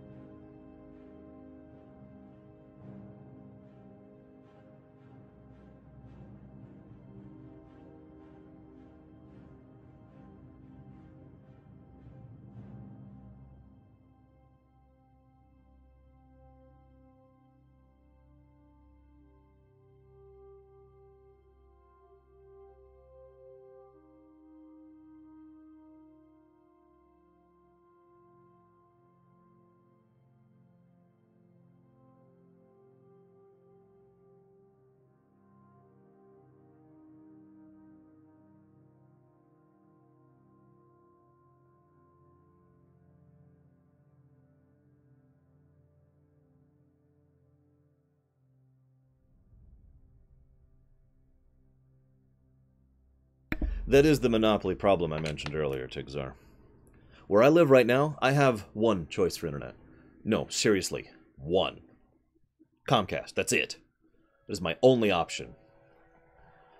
If I were to move northwest about 30 minutes, if I lived in specific areas, I would have two options for internet. Google Fiber and Comcast. That's it. Where I lived before, I had one option for internet. Where I lived before that, I had two options for internet. AT&T or Time Warner. This is why this is a problem. I want to finish making my point, and then I want to go see what King Bubble said earlier, because I don't want to ignore him. This is why this is a bad thing. Because, sure, not every internet provider is going to start jumping on the data cap, charging you tons and tons of money for internet bandwagon. Only 87% of all ISPs and all internet providing is going to jump on that. And again, we have already seen that all 5 companies I keep mentioning, Comcast, Verizon, Time Warner, AT&T, and Charter, all 5 of them already do this. I'll get to that last, MLP Vermin. There is something we can do to fight this. That's the silver lining. I'm still not done talking about how bad this is. But I want to see what King Bubble said. Hang on, scroll up. God, that was a while ago. Past lie, I should have heard the voice of the company when I called every company that had made. They were shocked that I quoted a lot of the letter. You talking about the selling private information thing, King Bubble? Okay. Let me check my notes, because I have at least one more thing I want to talk about before I talk about why this isn't as bad as it might be. Fingers crossed on that. Legality of the pipes. Oh, yeah! This is another fun thing. So, I kind of touched on this earlier, but I want to really hammer this point in. Why do you think we have such a monopoly here in the United States of internet service providers? I actually can tell you the specific defining reason why that is with total certainty. It's because of the debate, I suppose, is the way to put it. No, nobody does that around here, King Bubble. I mean, that's not a bad idea, but nobody does that. It's because of the ownership problem. Hang on, I'll get to that, Mugen. I'll get to that. It's because of the ownership problem I mentioned earlier. The trunks and the roots, that's kind of defined. That's all a separate thing that we don't even need to get into. But the many, many branches of the internet, every physical pipe, every tunnel that has been dug for those pipes, and every pole that those pipes are being laid out on, those are being owned by a whole variety of people and organizations and groups. And again, state-based law, right? So, to give you a direct example, because I can tell you this with absolute certainty, in Indiana, it was ruled that those poles are not actually owned by AT&T. Those poles are owned by the state, because they function and are qualified as a utility. Therefore, just about anybody could appeal or go to the government and say, I would like to set up my own ISP. And the government will say, okay, here you go. No, we don't, Carbon. Some places have satellite. So, this is one of the reasons why in Louisville right now, which actually is only partially in Indiana, but whatever, is actually pushing out Google Fiber at a higher rate than most places. Because they now have the access, the legal right, to lay pipes, to lay cabling out on those poles, right? Because it's a lot cheaper and easier to do cabling on poles than it is to literally dig into either existing tunnels or to lay new pipe foundation. Make sense? In Tennessee, the exact opposite happened. The courts there, the state courts in Tennessee, voted that those poles are actually owned by AT&T. And therefore, the only way Google would ever have the right to lay their pipe on those poles is to petition AT&T. And AT&T, as you might imagine, said no. This is why we have the monopoly problem. This right here is the reason why we only have one internet provider, or occasionally two internet providers for a given massive suburban sprawl region, is because of this exact issue. Because a new company trying to jump into the service has to bypass all of this garbage to be able to be physically capable of providing internet. There's also the problem with the fact that many times, and this is one of the reasons AT&T and Verizon both have become larger ISPs in the last decade at this point, is because someone's like, hey, I want to go do this. And if they manage to succeed, they're almost immediately bought out. I wish I actually had a list here of how many different times that this has happened. I should have wrote it down. I apologize. There's been so many things I've been researching this last week. But it's been happening a lot. Because there's really only two things to happen from the perspective of the major ISP corporations. Either they try to set up a nearby wireless thing and fail, or they try to set it up and succeed, and then they buy it out. Right here, the place I live at right now, there's actually a local company, again, I don't remember the name, forgive me, who set up a local wireless hub. Comcast swooped in, said, and then shut down the wireless hub. Yes, really. This is why I'm so concerned about this. It's not about some vague threat or some political party bullcrap or some left versus right or some kind of alarmist garbage. I am concerned about this because it is already bad now. It was my job to work on how bad this was now for almost a decade. You see the problem?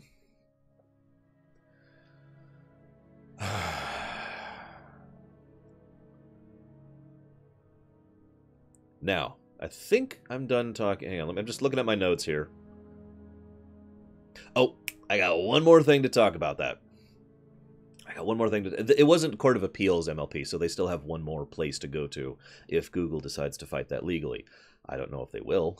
Remember, Google has to fight this on a state-by-state basis. Anyways, I do have one more thing to talk about before I get to positives. We do have another silver lining. I swear we're getting there. Let's talk about Schneiderman. Who knows what I'm talking about before I even get into it?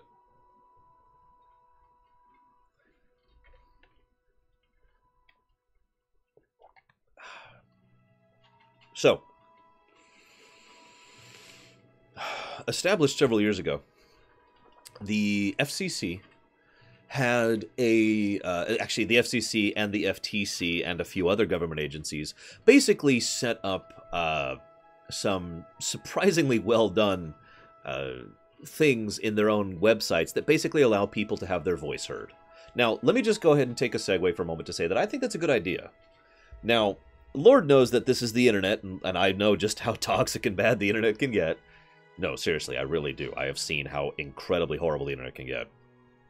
And nevertheless, I do think that making it easier and more accessible for people to make their voices heard makes it more likely that people will bother to try. Because, well, let's be honest with ourselves, if we rewind time about 60 years or so, in order to make your voice heard, you probably had to actually either mail a letter in or physically walk to your local representative's office in order to do that. Not a lot of people did that. I've actually had extensive, lengthy discussions with people about how the JFK election was the first election where most people were actually aware of who they were voting for with regards to the presidential election, because it just wasn't that available, thanks to technology and thanks to time, to really get involved in politics. Now, whether that's overall a good or a bad thing, that's a separate issue, and I'm not going to give my opinion on that. I do like the fact that the door is open on this one. Somewhat recently, quite a few, several million internet signatures were put forward to the FCC regarding the net neutrality issue that we are currently facing, okay? Now you probably know what I'm talking about.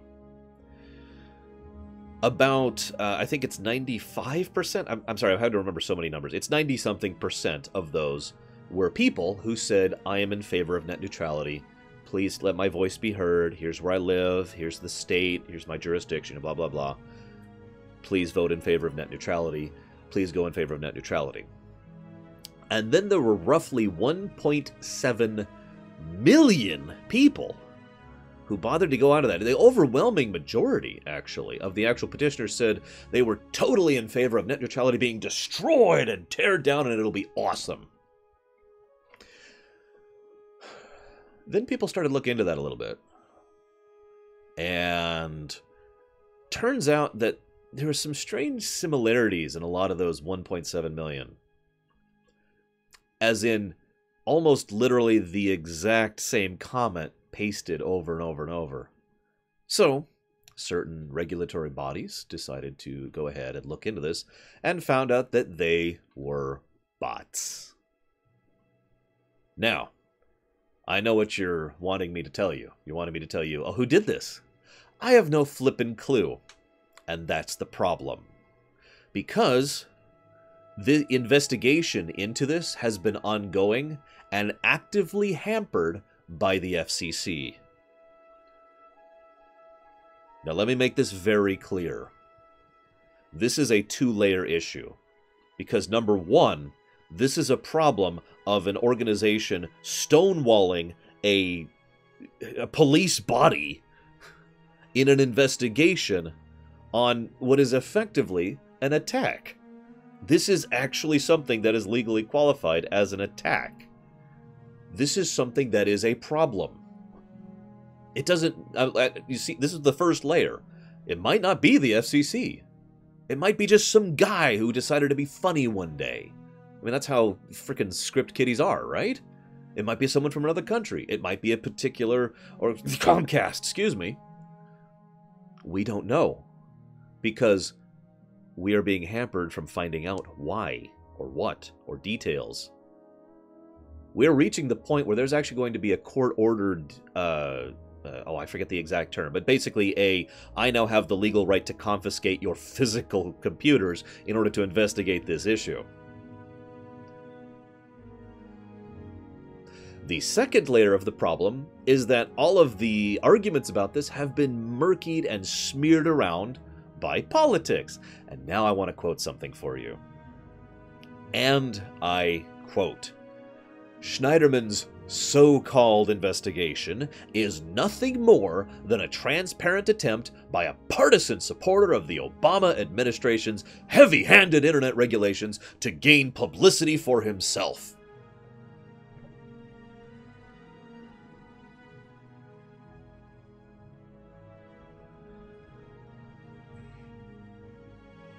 Subpoena, thank you. That's exactly what I was thinking of, subpoena. I want to stress, this has passed the point where we can, like, go, maybe?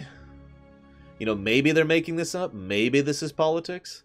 We are past that point now. We have sufficient facts involved, provable, defined facts, that state flat out, these were bots, this was an attack, this is something that happened for the purpose of altering the perception of this specific vote.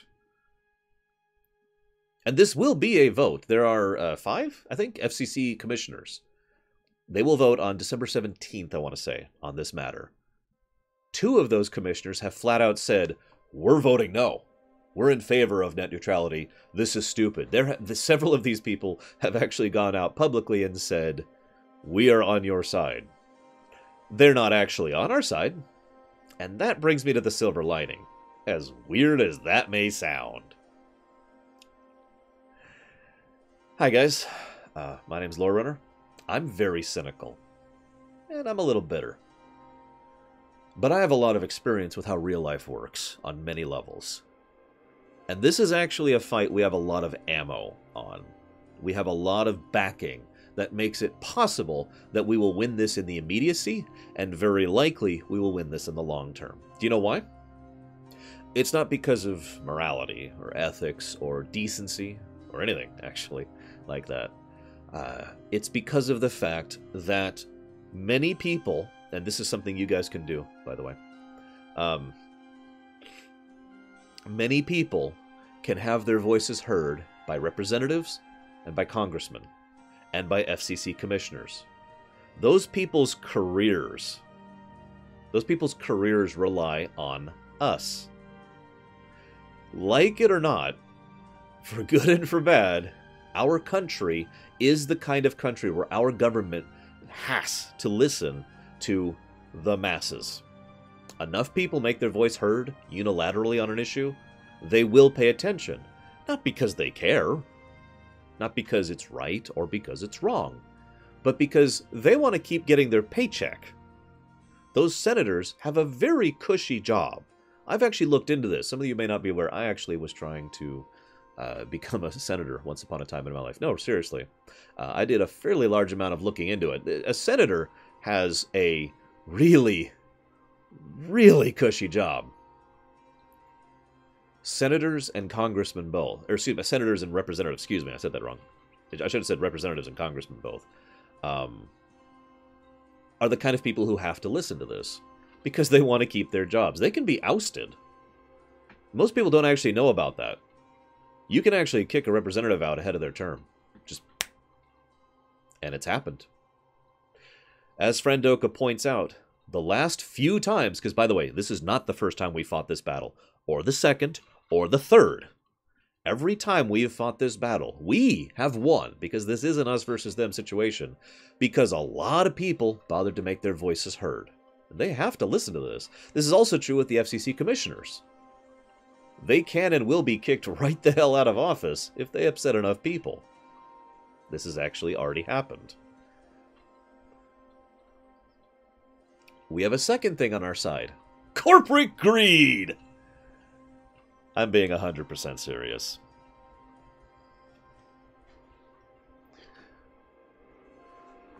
Google, Amazon, Facebook, Twitter, Netflix. I don't even have to keep going, actually.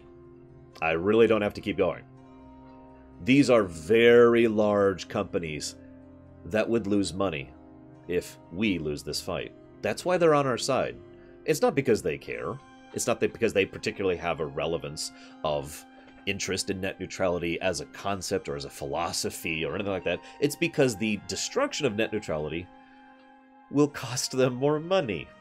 And again, this is not speculation. This has already happened.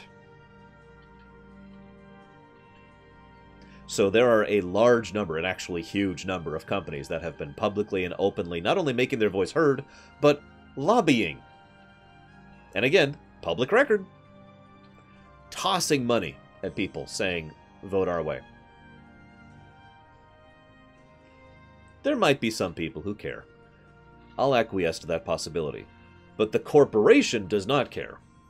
The corporation cares about its wallet, and its wallet will be hurt if this doesn't go our way. We have, perhaps ironically, a decent chance of winning this because of corporate greed and because of self-interested politicians. And that's the truth. However, one of the ways that this actually matters, one of the ways that we as individuals can do something about this, is by tossing grains of sand onto the pile. Now, give me just a moment. There are signatures that you can go through the petitions. The White House actually has a specific site for petitions. Some of these are... Let me explain the way this works. I'm going to go ahead and link this in chat. You can feel free to sign it or not. That's up to you. Let me explain how this works before you make that decision. The way these petitions work, the way this is set up legally, is the White House has to reach... Basically, each petition has to reach a certain number of signatures. If it does, this forces the White House to make an official, formal response to that specific petition. An open, public response to that petition. Now, that's it. That's all it does. Except, the one other thing that this can do is to help shine a light on situation. That's pretty much its only real function as far as actually getting stuff done, is to try and shine a light on a specific issue.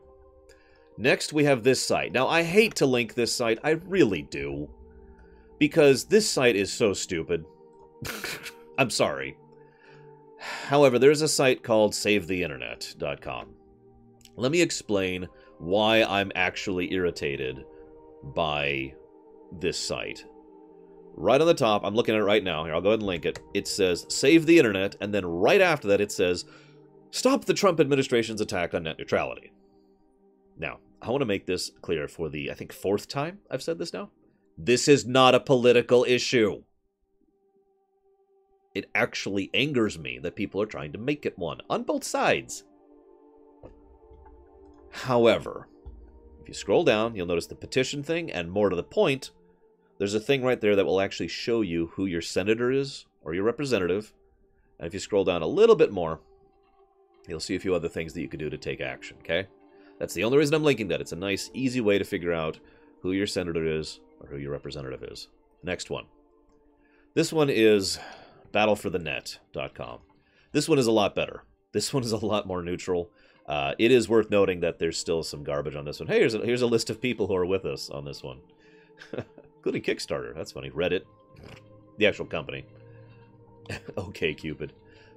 Oh yeah, that's something I didn't actually want to bring up. But it is worth noting that this would also affect the porn industry. No. Seriously. Do you know how much money is involved in that industry? That's all I'm going to say. Just going to make that point.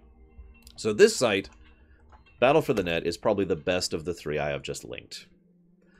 Battle for the Net shows you a lot of sites who are specifically showcasing what's happening. Talks about net neutrality in a very brief session. Talks about shows and people who've done videos like what I'm doing right now. Comcast, Verizon, Time Warner, AT&T, they actually missed Charter. But, you know, the companies I've just mentioned, they mentioned the companies who are, again, on our side. And they have the thing here, which showcases the ability to call Congress. There's a lot of different ways they can do that. They have banners and images you can link. Now, this is the relevant part. I want to make this clear. This is something that a lot of people don't seem to fully understand. We are all specks of sand. We are all tiny little insignificant specks of sand.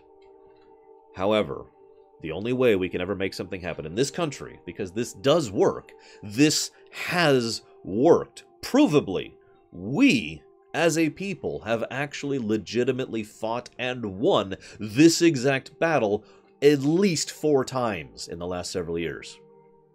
And the way we did it each time was we had a lot of big corporations backing our side and a whole lot of grains of sand piled on the issue. Okay? I know that's not some big inspiring speech. I know that doesn't make you feel like you matter. I know that isn't kind of the thing that most fiction says, where you, the individual, are the hero. But it's reality. We are grains of sand. We are nothing unless we are united.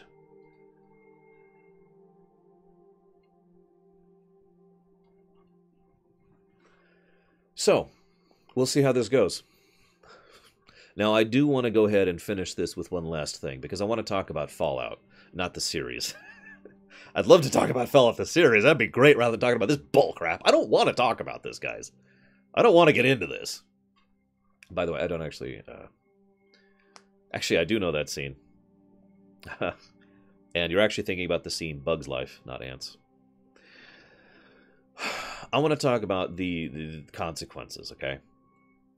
2 broad categories of what's going to happen. And again, I can say this with very high certainty.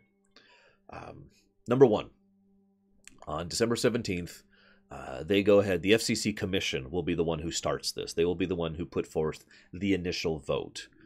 Now, I want to make this 100% clear. The initial vote is specifically about federal law preempting state law on this matter and the reclassification of ISPs as information service providers rather than telecommunications service providers, okay?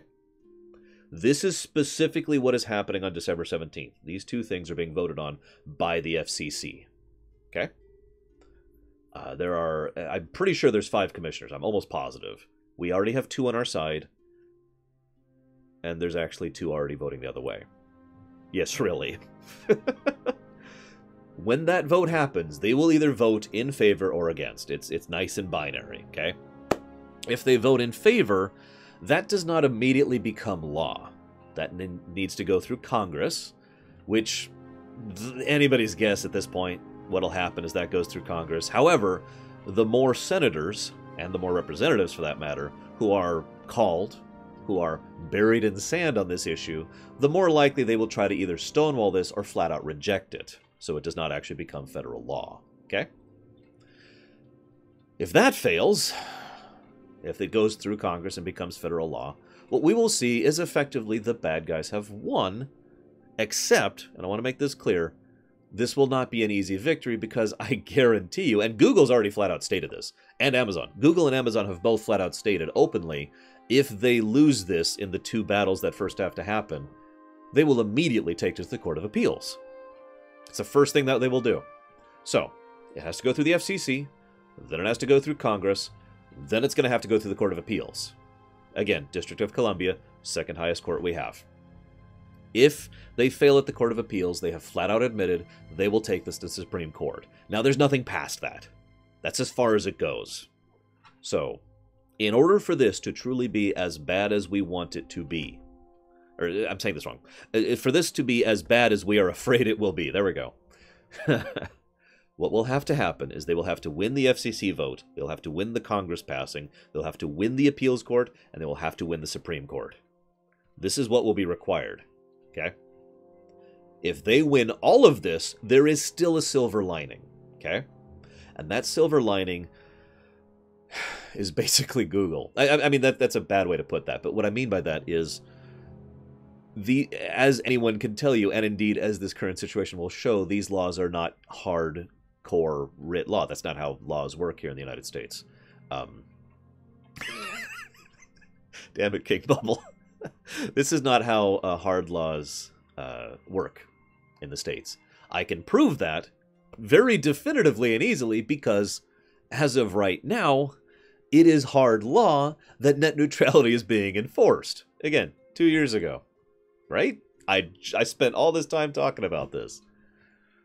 I spent all this time explaining why and how this was a battle that we won, and now they're bringing it up again. So even if they manage to complete all these different levels of attrition in order to make this law, within a certain period of time, which is about a year to the day, there will be people who will be able to try and turn this around again. And I guarantee you they will. Because again, lots of major corporations are really interested in making sure that this fails. They are actually more invested in many ways than Comcast, Charter, AT&T, Time Warner, and Verizon are.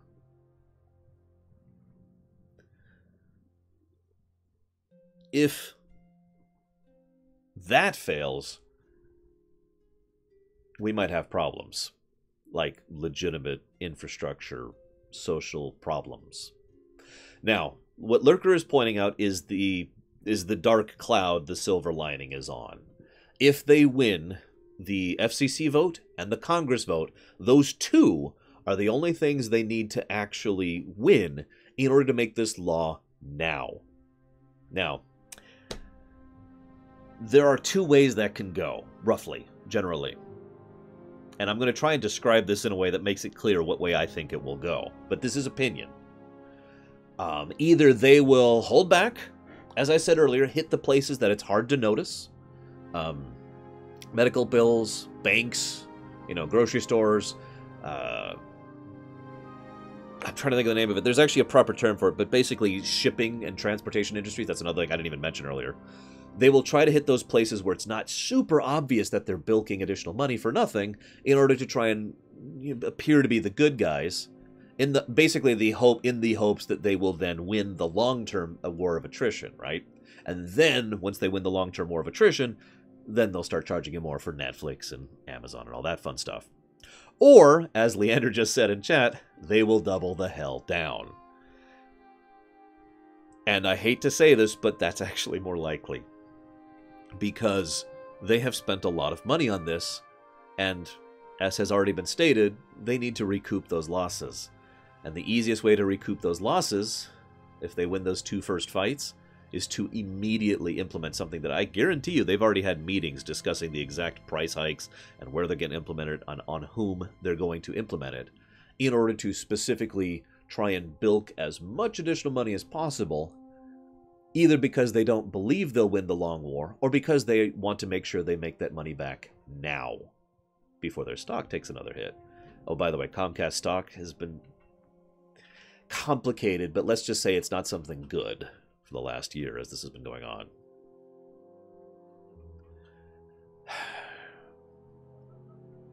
Yeah, exactly, Lurker. Now,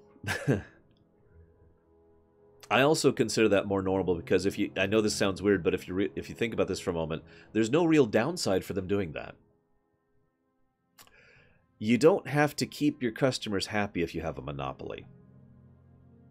I have talked so many times about the value of customer loyalty. It's something that comes up all the time here in the video game industry, the thing that I talk about most. I talk about it constantly. I addressed that earlier, progressive. But basically, no, is the answer to your question. I talk about how, you should, in almost universal cases, when a company decides to trade in on customer loyalty in exchange for a temporary increase in money, it's a bad thing. And it almost always leads to bad things for that company, especially long term. That does not apply. You're right, Carbon. Excuse me. That does not apply if you have a monopoly and you are actively making it difficult for other people to enter your industry. Because what are you going to do? What if Comcast... Let's just talk this through, okay? They win the FCC commission vote. They win the Congress vote, okay? It is now law. They rank up their prices, charge through the nose for Twitch, for Amazon, for Google, for Netflix, for Facebook, for Twitter, for everything, right? They just charge everything everywhere.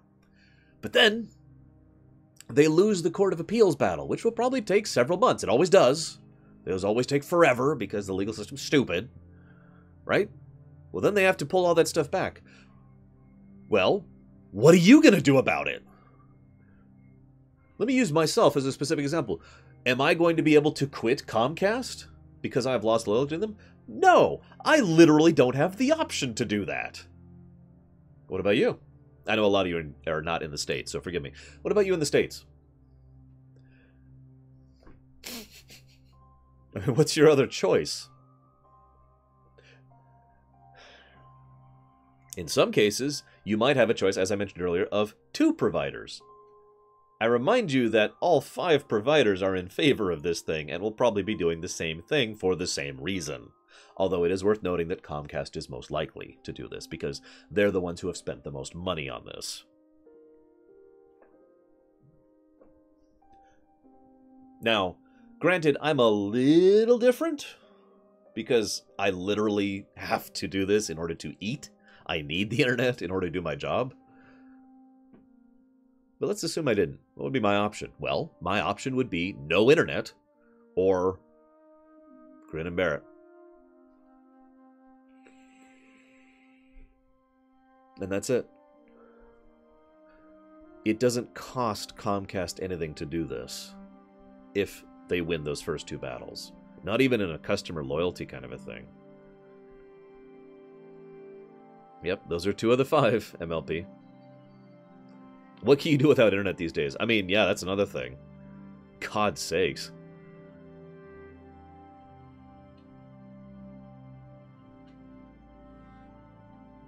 No, Carbon. Yes, I am. I am playing something after Loreweek. I can move to Canada. No, I can't. I mean, I guess I could, but... I mean, that's my option. Leave the country. That's not really an option, you know? God's sakes.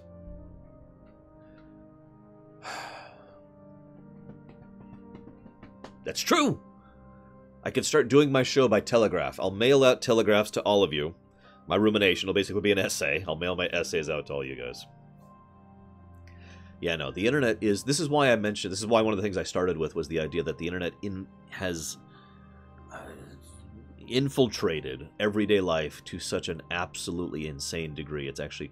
I honestly think most people don't even realize just how bad it is. Like, okay. Let me use a very simple, down-to-earth example. Let's say for a moment that your internet goes out at your home. Okay? Your internet goes out. I bet most of you already know exactly what I'm talking about. I do. I can't tell you how many times I've been working on something and our internet has gone out here, and my response has been, oh. And what my thought process usually does is, well, I'll just work on this. Oh, wait, I can't. Oh, I'll go do this. Oh, I can't do that. Well, I could record, but I'm not ready for this. It's surprising how debilitating it gets, isn't it? I imagine most of you know exactly what that's like.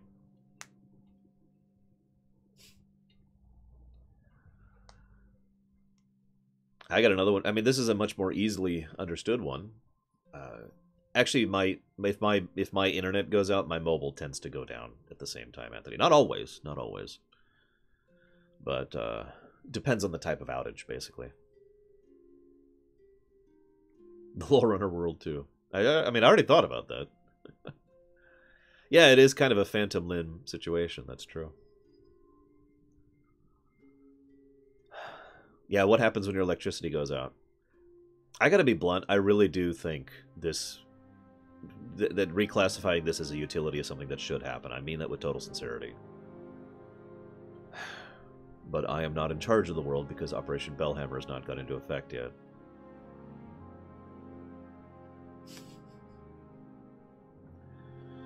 And it's not like you're actually paralyzed without the internet. It just limits you. A lot. Professor Lorerunner. What would I talk about?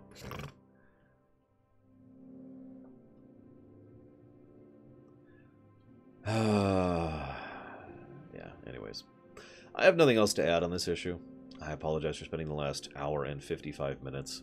But I didn't want to just do a neutrality is bad thing that everyone else is doing. I wanted to do my research.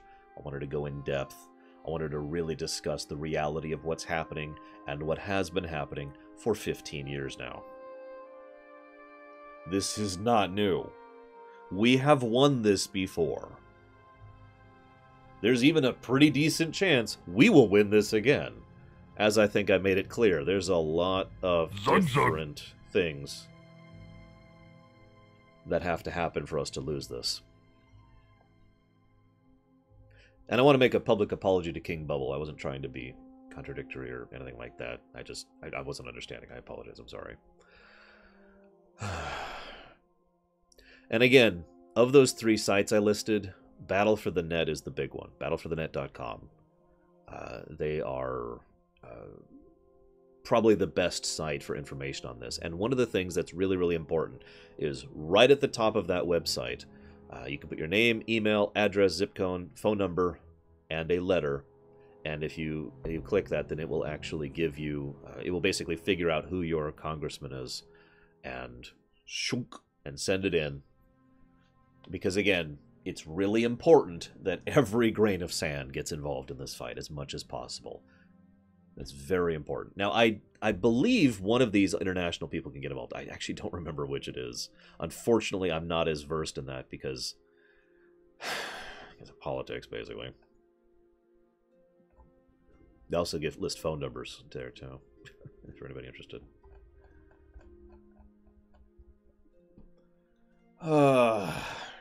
Zug. Anyways, thank you, Myron. Oh, hey, cool, Preacher. I'll finally be able to see what the hell you guys are talking about. Fantasy Random World. I don't have that option. What the hell? I gotta be honest, I've been dreading this presentation all week. Because I knew that the only way that I could ever live with myself doing this is to really go into it as far and deep as I could. And god damn, my brain hurts. I hate reading legal documents. I actively despise it. Oh, I didn't even mention something. One of the things that Mr. Pie with the punchable face said, he does have a kind of a punchable face, doesn't he? Let me make this clear, by the way. I do despise him. I really do. I just want to make... This is my opinion. I want to stress that. But he is either an extremely stupid person who should not be in any kind of position of power, or he is a puppet. And I don't think either of those are particularly good things. But one of the things he's been doing is he's actually been saying, hey guys, I'm being nice and open about this. I'm being super optional. And basically trying to portray himself as the good guy. Because when this was going through in 2015, most of the documents were behind closed doors. Now, that was probably a mistake. I'll just be completely blunt about that. But in this case, he is trying to portray himself as the good guy because of the fact that he is being open about this. And the way he's being open is he has released a PDF of the document, the one I read. It's like 60 goddamn pages of legalese garbage. That is one of the biggest examples of a technically, one of the most clear-cut textbook examples of a technically I have seen in a long time. I'm being nice and open here. You can see everything I'm trying to do. Let me just pull this up. Give me a second.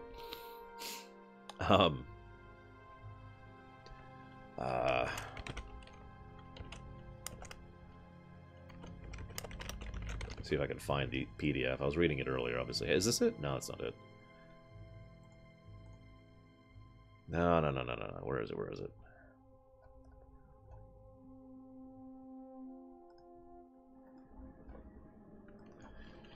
Let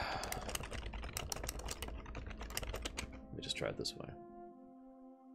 Is this it? God, I'm having trouble even finding it now. This is so stupid.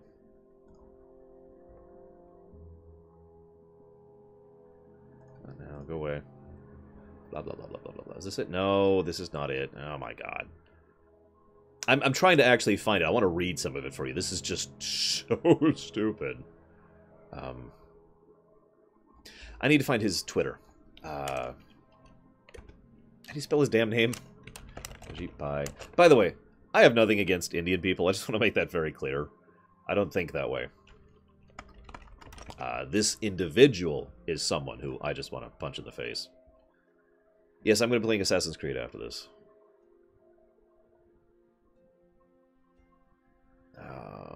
What do we got here? He's actually quite active on Twitter, which is kind of funny in its own right. Whoop, is that it? Nope, that's not it. By the way, one thing that might give you guys a small reason to smile. So one of the things that this was done, this is not verified fact, I want to make that clear, but it is very likely that one of the main reasons this was done now was to basically slide this in during the holiday season. Remember, they lost the last 4 or so battles of this because people got involved, right? Oh, did you find it? No, that's not it. However, sliding it in during the holiday season means... Oh, I found it. Less likelihood of people actually getting involved, right? Makes sense? Well, would you believe that several 100,000 people took their Thanksgiving holiday to go protest this?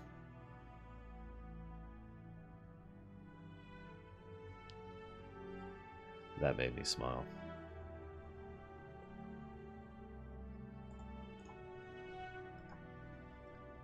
I think I actually found it. Is this it? 210 pages. Found it! Found it! 210 pages. It's so much worse than I thought it was. Oh my god. Here's the relevant one. Here's the really big one. Word for word. Point 19 of... Excuse me. Subsection 3.19, paragraph 1. We reinstate the Information Service classification of broadband internet access service consistent with Supreme Court's holding in Brand X, reference 57. Based on the record before us, we conclude that the best reading of the relevant definitional provisions of the Act supports classifying broadband internet access as an information service. Translation: we think it should be an information service, not a telecommunications service. Already talked about that. Having determined that broadband internet access service, regardless of whether offered using fixed or mobile technologies, by the way, again, I want to re-stress this. This affects the phones and the computers. is an information service under the Act aforementioned. We also conclude that as an information service, mobile broadband internet access service should not be classified as a commercial mobile service or its functional equivalent. Oh, yeah, sure, here's the link. Here you go, guys. Knock yourself out. Don't literally. While we find our legal analysis sufficient on its own to support an information service classification of broadband internet access service, strong public policy considerations further weigh in favor of an information service classification. Below, we find that economic theory, empirical data, and even anecdotal evidence also counsel against imposing public utility-style regulations on ISPs. The broader internet ecosystem thrived under light-touch regulatory treatment of Title I. As I've already mentioned, that's actually a provable falsehood, with the massive investment and innovation by both ISPs and edge providers. Again, provable falsehood. Leading to previously unimagined technological developments and services. Yeah, like that $230 a month I spend to not have to have a data cap. No, seriously, that is what they're referring to. We conclude that a return to Title I classification would facilitate critical broadband investment and innovation by removing regulatory uncertainty and lowering compliance costs.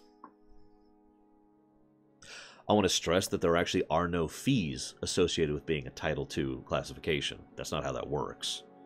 The only fees or costs or compliance costs that they specifically say would be related to them having to spend money to be compliant. And obeying net neutrality does not take any money to be compliant. In fact, it would actually $230, zero. It would actually cost them, I know this is just a pittance, but we're getting into legalese, so we might as well pull it technically here.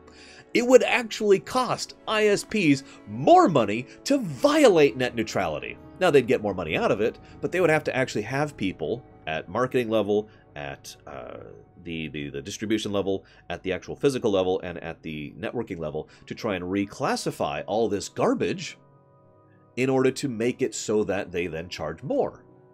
There's no compliance costs here. My speed, 100 down, 30 up is what I get. Most of that is for the up, because I could get 100 down and like 1 up for pretty cheap.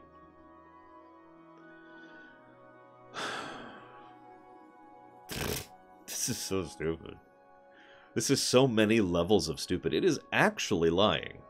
Again, as I think I've made my point many times today.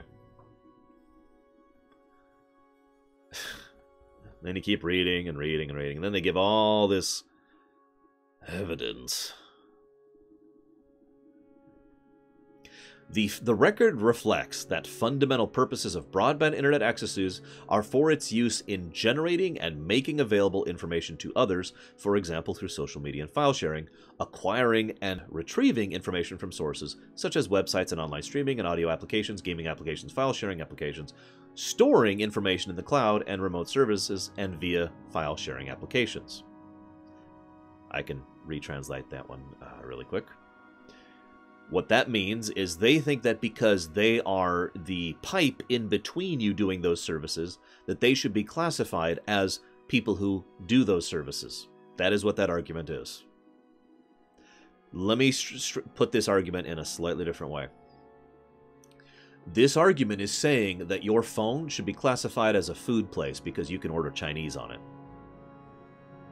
I am dead serious. This is exactly what their argument is.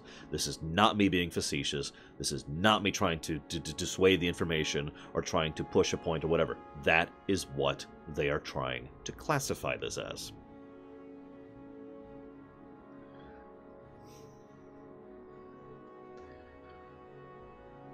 Oh, I've actually seen that interview. Man in Tux.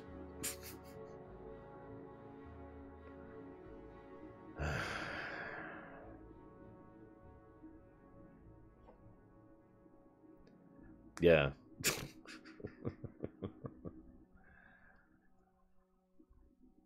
Christ.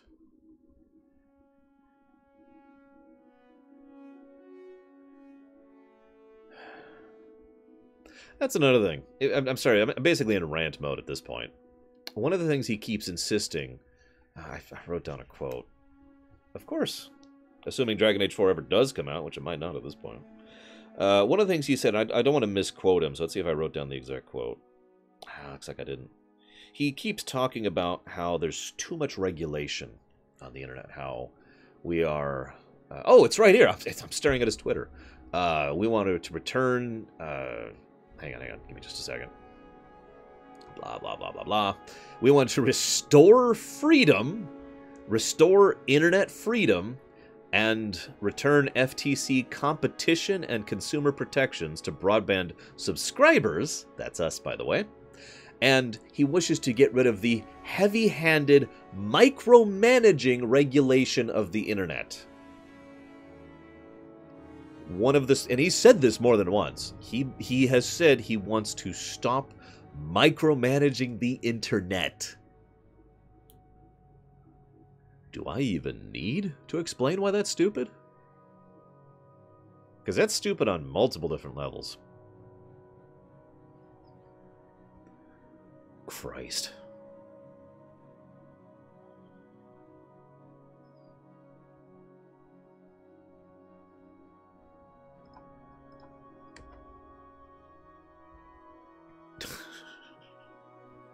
Oop, hang on.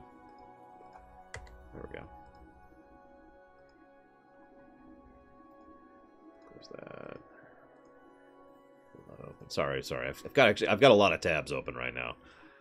Oh, where is it? You know what? Put it up on my phone. Give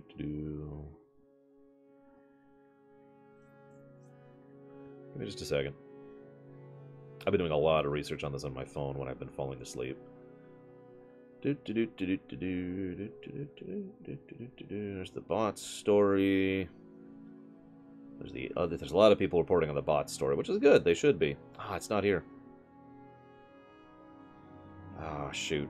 I was trying to find the name of one of the FCC commissioners who's been really, really against this. Yeah, it doesn't matter, I guess.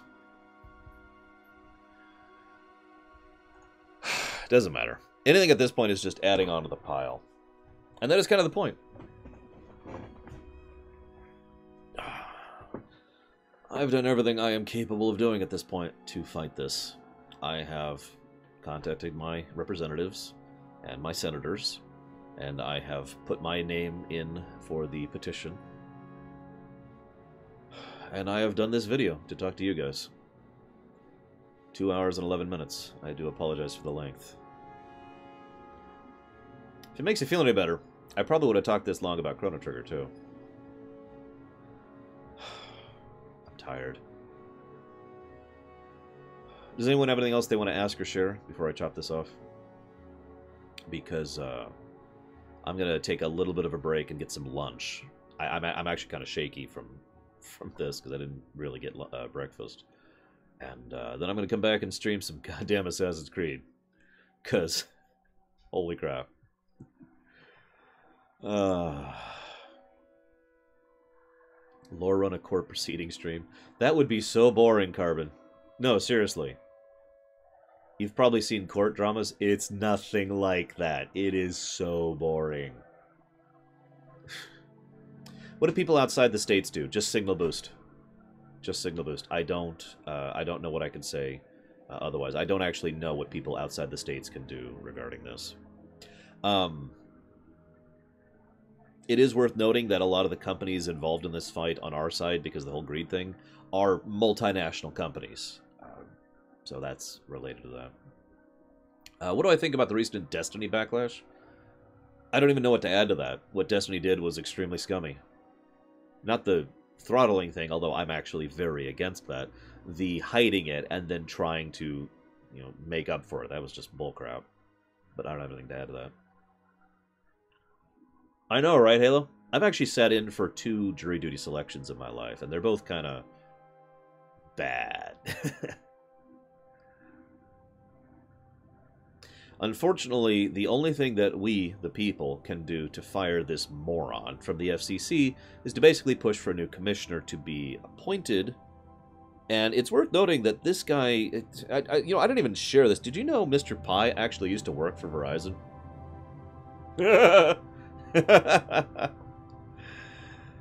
Leave her, Johnny, leave her. Do you guys seriously not know about the Destiny thing? Okay, real quick. Just super quick. In fact, I'm even going to chop off the local recording. Chaku.